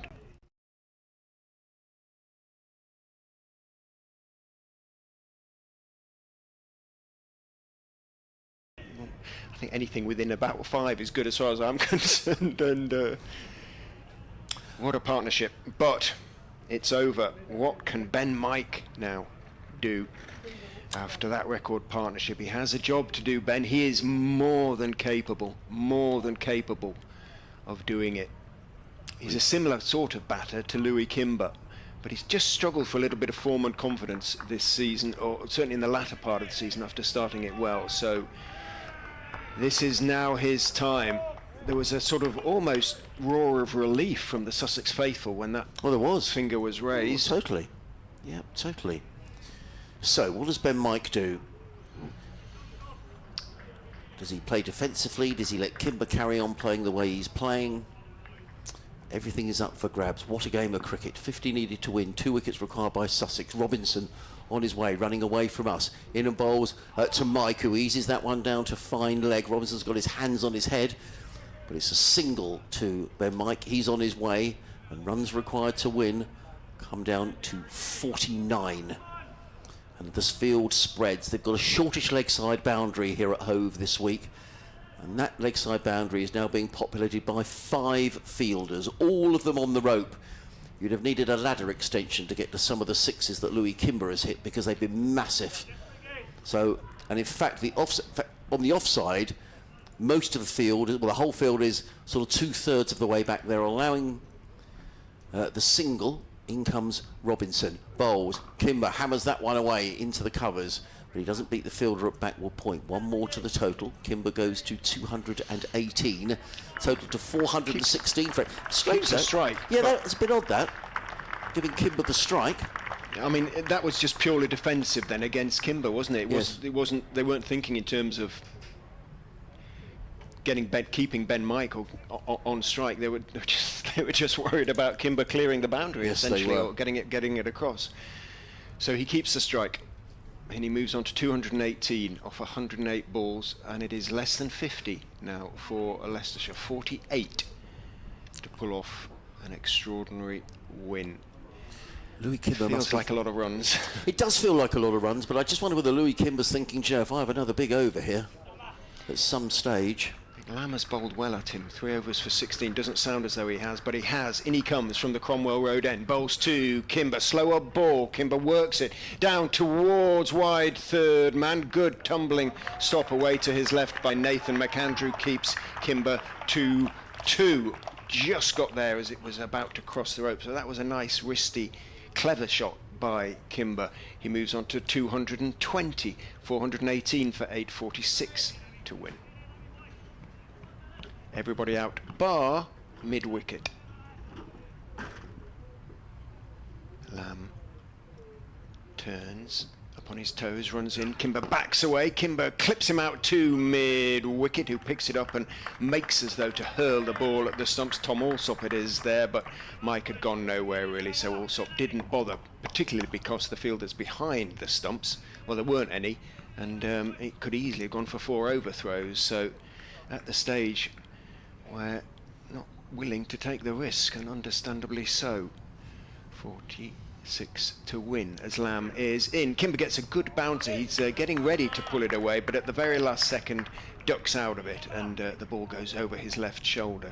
Not quick by Lamb, but that was a nicely disguised bouncer, and Kimber, who was ready to try and launch it into those white flats at the Cromwell Road end of the ground, ducked out of it. Yeah, you're right, it's been good over here from Danny Lamb. using, as I say, all his experience, hiding the ball, and he comes in. Bowls to Kimber, who lofts it in the air. Is it another 6? It is another 6. Did it go? Did it travel all the way? Umpire's asking. I thought it was 6. Yes, it is Yes, 6. it is a 6. Another beautifully struck over extra cover 6. Fielder on the long off-boundary. Hunt went chasing round. It landed just over the rope, so beautifully placed as well by Louis Kimber. He moves on to 226.40 to win. Oh, my word. That's his 21st 6, Richard. I don't know what the record is for 6s in an innings. Perhaps someone would like to look it up and tell us. Please, somebody, some statistician, hammer us with these records, because they're falling left, right and centre. Lamb is in again to Kimber, who is playing it out into the offside and calmly jogging the single. He can do that. Oh, imagine being Josh Hull right now. Oh, my Lord. Leicestershire's number 11. Well, it's he deja too vu. is a fairly laid-back character, but I tell you what, I bet there's a few butterflies. Oh, not many. And it's a case of deja vu, because as we mentioned a couple of times, Leicestershire 483 all out in their second innings last year, just 15 runs short of victory. Well, they're 39 short now. Just 39 with those 4 and a 6. Oh. So if anyone is able to tell us who's listening what the record amount of 6s in an innings is. Apparently it's 17, hit by Owen Morgan in a one-day international. Wow. But well, in first-class cricket, nobody hit 21 6s? Has Kimber broken the record for number of 6s in a first-class innings? we're getting an email in actually, so let me just check. It's come from one of my colleagues in the BBC. Let me just see if I can get this email open and I'll be able to tell you, Richard. It was 17, says Hamish as well, so Emil's right. It looks as though it's been 17. He looks as though he's broken another record. Lamb is in to Mike, down the leg side, helped on its way by Ben Mike, round the corner. He takes the first one quickly, but no, don't take the risk. Settle for one. In comes the throw. Mike picks up his single. He keeps the strike. He moves on to 2. 426 for 8, 38 to win. Kimber 227 off 113. Here we go. So I've been sent a link through here. It's the highest. We're getting all sorts of stats in now. 26 in an innings is the world record in first-class cricket, apparently. And I'm not going to attempt to pronounce the gentleman's name. T.D. Agarwal. 26 out of 366. Colin Munro, 23 for Auckland against Central Districts. And then 22. So we're up to 20. He's got a bit of work to do. He's fourth on the list. Well, what a game of cricket. Thank you, everybody, for getting in touch with these statistics. It's trying to keep up with the statistics and watch the action here, because Leicestershire need 38 runs to win a quite remarkable game of cricket. Ollie Robinson wandering back to his mark. He's gone for 43 in 1 over today, which is himself a record in county championship cricket. Robinson runs away from us. He's in and bowls, and he's dropped. He is dropped at first slip is Ben Mike. I have to say that's a routine chance. It's been put down by James Coles. The catch has gone down, and how much more drama can we have in this game? It was nicked to second slip. Coles looked like he had it, and the chance has gone down. Wow. I mean, nothing is ever easy in the slip cordon. I'm sure there's lots of nerves out there, but you would have expected James Coles, who's got a very good pair of hands, would have caught that. Robinson puffs out his cheek down below us and is on his way again. From the sea end of the ground, he comes in, bowls to Ben Mike, who drives into the offside. They think about a single, but it isn't there. Sean Hunt very quickly round from mid off to field, and it's a dot ball. Nathan McAndrew continues his warm-up in front of the clock tower scoreboard, away to our right-hand side. For those of you who don't know Hove, Ollie Robinson is running up the slope here, running up the hill. It's a 10-foot slope from one end to the other on the most glorious South Coast afternoon, and we've been treated to a quite magnificent game of cricket. 3 slips go down. Robinson comes into bowl to Ben Mike, who's 2 not out. He's in and bowls, and Mike is back solidly right in behind that and punches the ball into the covers, where it's fielded by Jack Carson, and there is no run. Leicestershire beginning the day on 139 for 5. They slipped to 175 for 7 before a magnificent partnership of 239 between Louis Kimber and Ben Cox has dragged Leicestershire almost I'm loath to say to the brink of victory, perhaps within sight of what would be a quite remarkable win, led by Louis Kimber, 227 not out off 113 balls, but all he can do is watch from the non-striker's end as Robinson is in on bowls and Mike is right in behind that, eases that down to third man. They've taken one, they'll think about two, but it isn't there. And it's a good piece of fielding out in the deep by Danny Lamb, who gets round quickly, gets in the throw. Mike goes to 3, 427 for 8, 37 needed to win for Leicestershire. What does Louis Kimber do here, Richard? He's got that short leg side boundary. I suspect he'll keep playing the same way. That Sussex are giving him a single. Every man is on the boundary. They're just trying to stop him hitting fours. Carson is chuntering away to Ollie Robinson as he walks back to the top of his mark. I suspect Robinson will be. Well, he seemed to take the advice quite in good part, but he's the more experienced of the two. Louis Kimber, 227 not out, faces Ollie Robinson. Robinson is in. Kimber drives down the ground, and that's gone all the way. Is that gone for another 6? My word, it has gone for another 6. That's a remarkable shot by Louis Kimber. He stepped down the wicket with immaculate timing, driven the ball through wideish long on for 6 runs. Imperious. 233 to Louis Kimber, and that's his 22nd 6. Can you believe it? I can't. That was an incredible shot, to be quite honest. It was almost a sort of chip. He's just timing the bejesus out of every shot at the moment, and he wanders down and pokes at the pitch and does his thing. But this is the most extraordinary innings I have ever seen. Well, it is remarkable. Robinson waits and comes in. 31 Leicestershire need. Robinson is in. He bowls to Kimber. Oh, he's kept horribly low. John Simpson can't take the ball cleanly, and they've gone through for a bye. Well, the odd one has kept low. Ollie Robinson is standing in the middle of the pitch. He's got his hands on his knees. He can't believe it. He looks at Louis Kimber and probably says, how on earth did that miss the stumps? But it did. It is the end of the over. Crucially, Leicestershire have picked up a bye, and they now need 30 to win. 434 for 8. I mean, how did that miss? I've just seen the replay. I don't know how it missed, but it did. And well, let's get these amount of 6s right now, actually, because I think 22. Well, I think we're showing here on looking at the BBC scorecard 227. So he's now got 233. So I think that's 26s, Richard. 26s and 24s. Oh, okay. But I think everybody's struggling to keep up with the stats here, to be honest. But remarkable. I have an update to do shortly, but you keep nattering away, Richard. We did speculate Nathan McAndrew might come into the attack, and he is, with the dubious pleasure of bowling to Louis Kimber. 11 overs for 44. He's so far been as economical as anybody, the Australian. So McAndrew, Kimber with just the mid-wicket, everybody else on the boundary. McAndrew is in, Kimber backs away, it bounces high, Kimber tries to carve it away through the offside, it bounces a long way over the stumps, but also over Louis Kimber's bat as well, and it is taken by Simpson. Yeah, he's not doing this in singles, is he? Yeah, only 26, it says Louis J on the stream. 200 in boundaries. But apologies, yes, it is quite difficult to keep track of all these statistics. 30 to win, that is one statistic. As McAndrew is in, Kimber tries to swing it away down the leg side, takes his hand off the bat as he does so because it was speared down the leg side and he wasn't able to get anything on it. Would have been a massive wide in one-day cricket, not in first-class cricket. 2-3-3, a rare dot. The scorers must be, their computers and their scorebooks must be sort of almost on fire, you would imagine, up there. Well, making sure they've recorded all these 6s.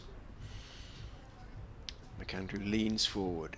In he comes, bowls to Kimber, who pulls him away into the leg side, bounces a couple of times before being fielded at deep backward scare by Finn Hudson-Prentice. Kimber takes 1.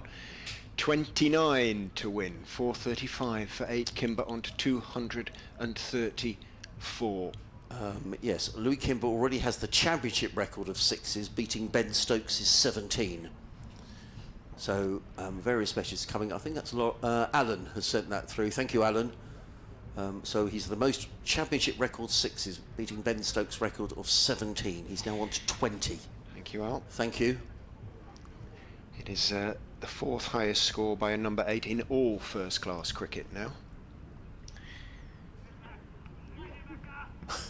Come on, Macca, Yes. is the cry to McAndrew, who's got a couple of slips for Ben Mike in, as I say, relatively conventional field, albeit square leg is back on the boundary. McAndrew is in, Mike is defending carefully. It was quite a big swing of the bat from Mike as he defended. He sort of stroked it out into the offside, which is why there were 1 or 2 oohs and ahs from behind the stumps, the Sussex players. We had a heck of a game last year, we're having a heck of a game this year. 435 for 8, 29 to win, 2 wickets to win. Seagulls can't watch. In goes McAndrew, and he's lofted straight to mid-off by Ben Mike, who's absolutely given it away. Absolutely gave that away, Ben Mike, who drags himself from his crease. He was trying to hit it straight. He knew he shouldn't be. His head is down. And all he could do was loft it straight to mid-off for the simplest of chances. And Louis Kimber probably can't quite believe that either. He drags himself off. Ollie Robinson, who will never take an easier catch than that. Ben Mike is on his way for 3. Well, Louis Kimber has only known one way to play in this innings, Richard.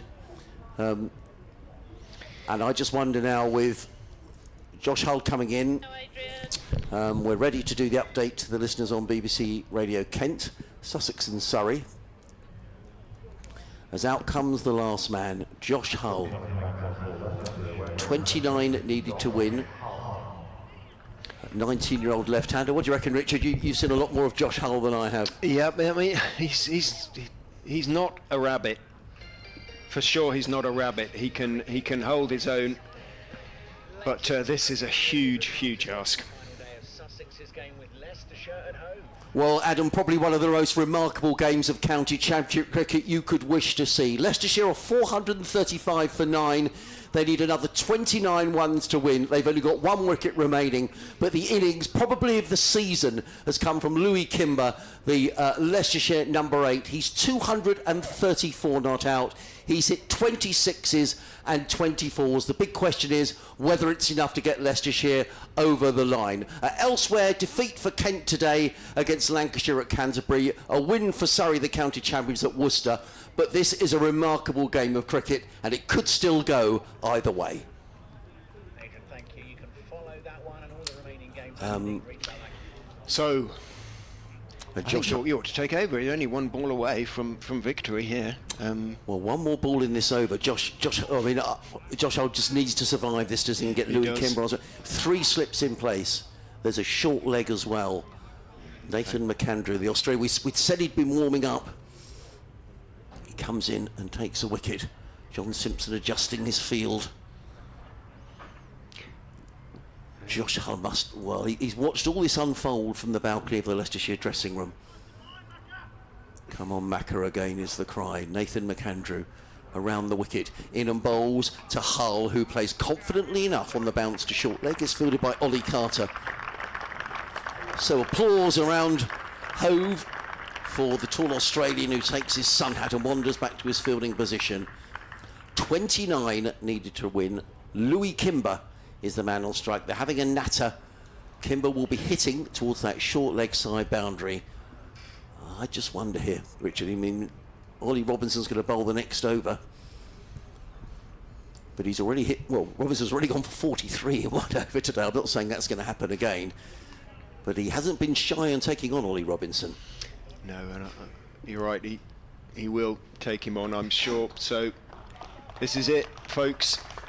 This could be the match right here. So shall I start? Yeah, you start, Richard, because we'll whatever happens, Louis Kimber has just been an innings for the ages, really. It's been brilliant. So what can Robinson do? In he comes from the sea end, bowls to Kimber, slow wide ball, and that'll be a wide. It was an attempted slower ball, got it horribly wrong. It missed the return crease, missed every crease. It was on the other pitch, and that is a wide. So Leicestershire's target reduced by 1, 28. Robinson turns and head down. 2 for 96 his figures at the moment. Turns. Runs away from us.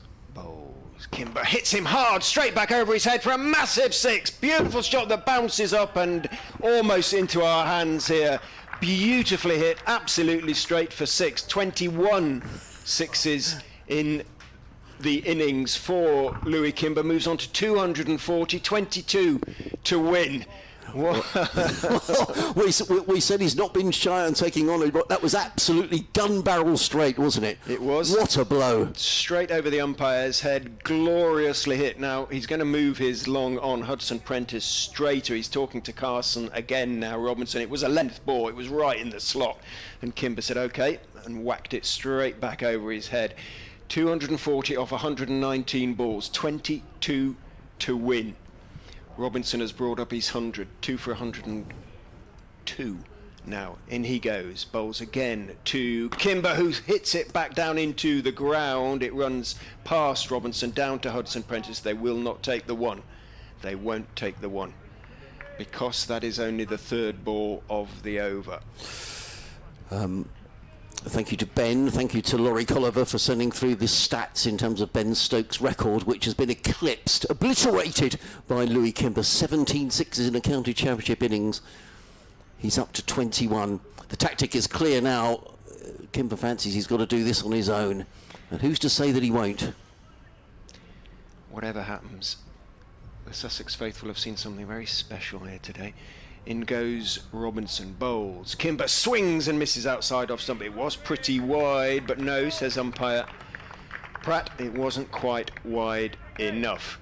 Kimber takes off his gloves and stays down on one knee, wipes the sweat from his eyes, and picks up his gloves, puts them, wanders down, has a chat to Josh Hull, because that's 4 balls in the over. Now what will Sussex do here? Will they bring the field in? 22 needed to win. No, they're not going to bring the field There is the in wide, yet. Rich. So there is the wide, you're correct. So there'll be 3 balls, 3 legitimate deliveries left in the over. My apologies, I forgot about the wide.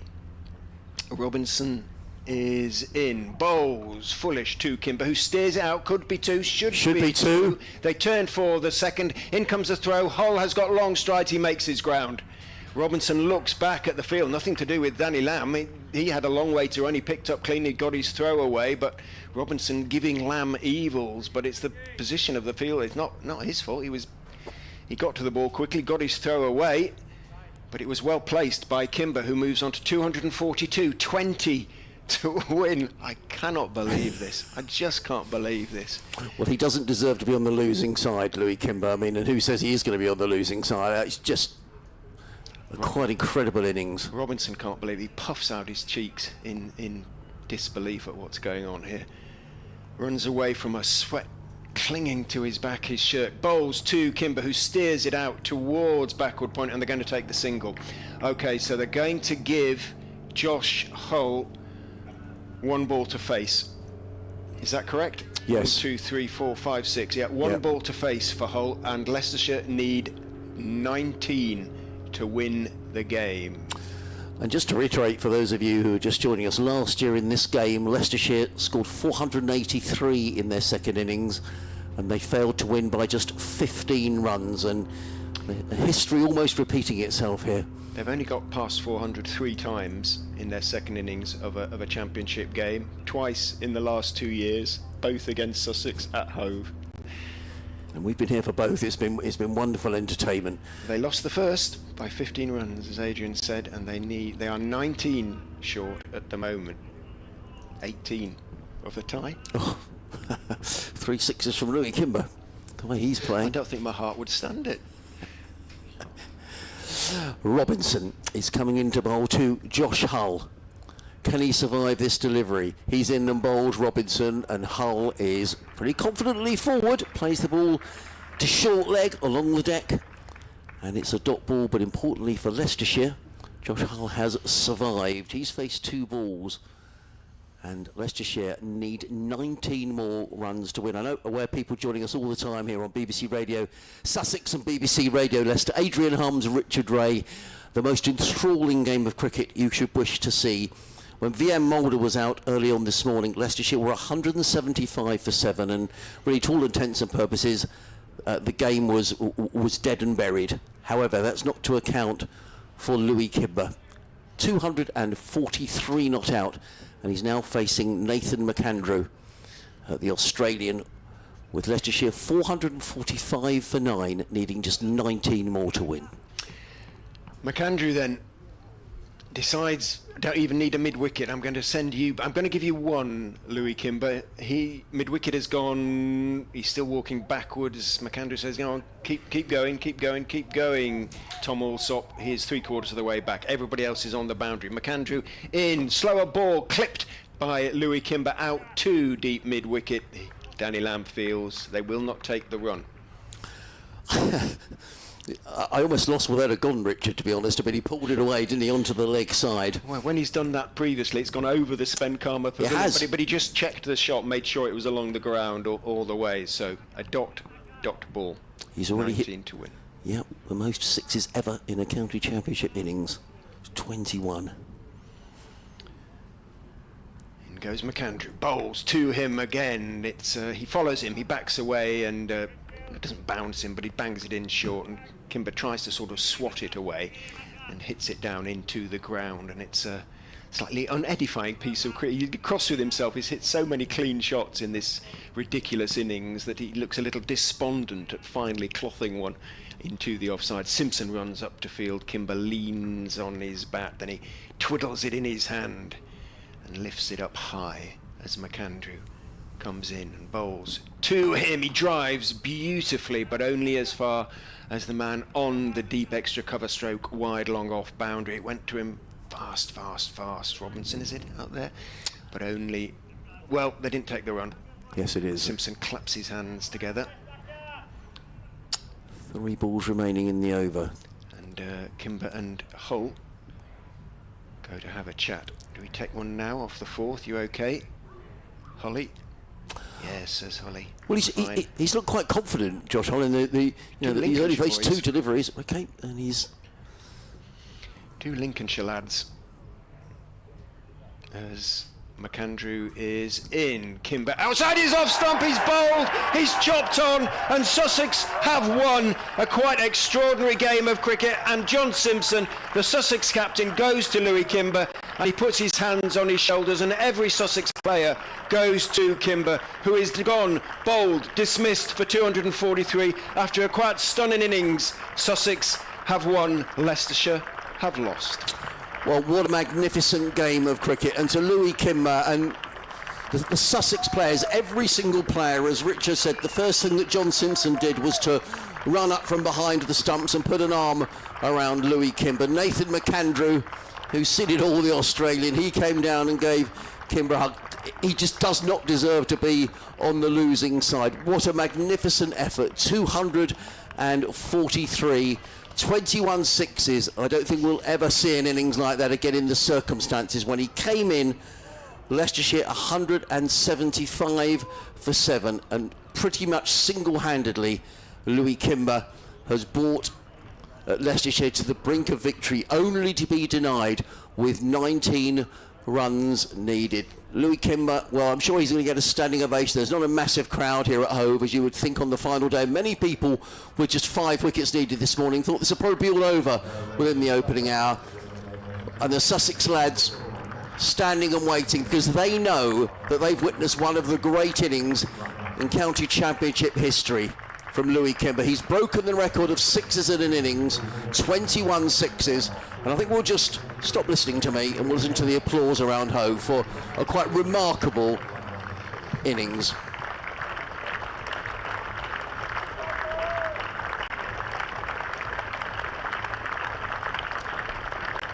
There's not a person sitting down at Hove. The Leicestershire boys have come off the balcony, they've formed a guard of honour, and the Sussex lads wait behind him, applauding as they go.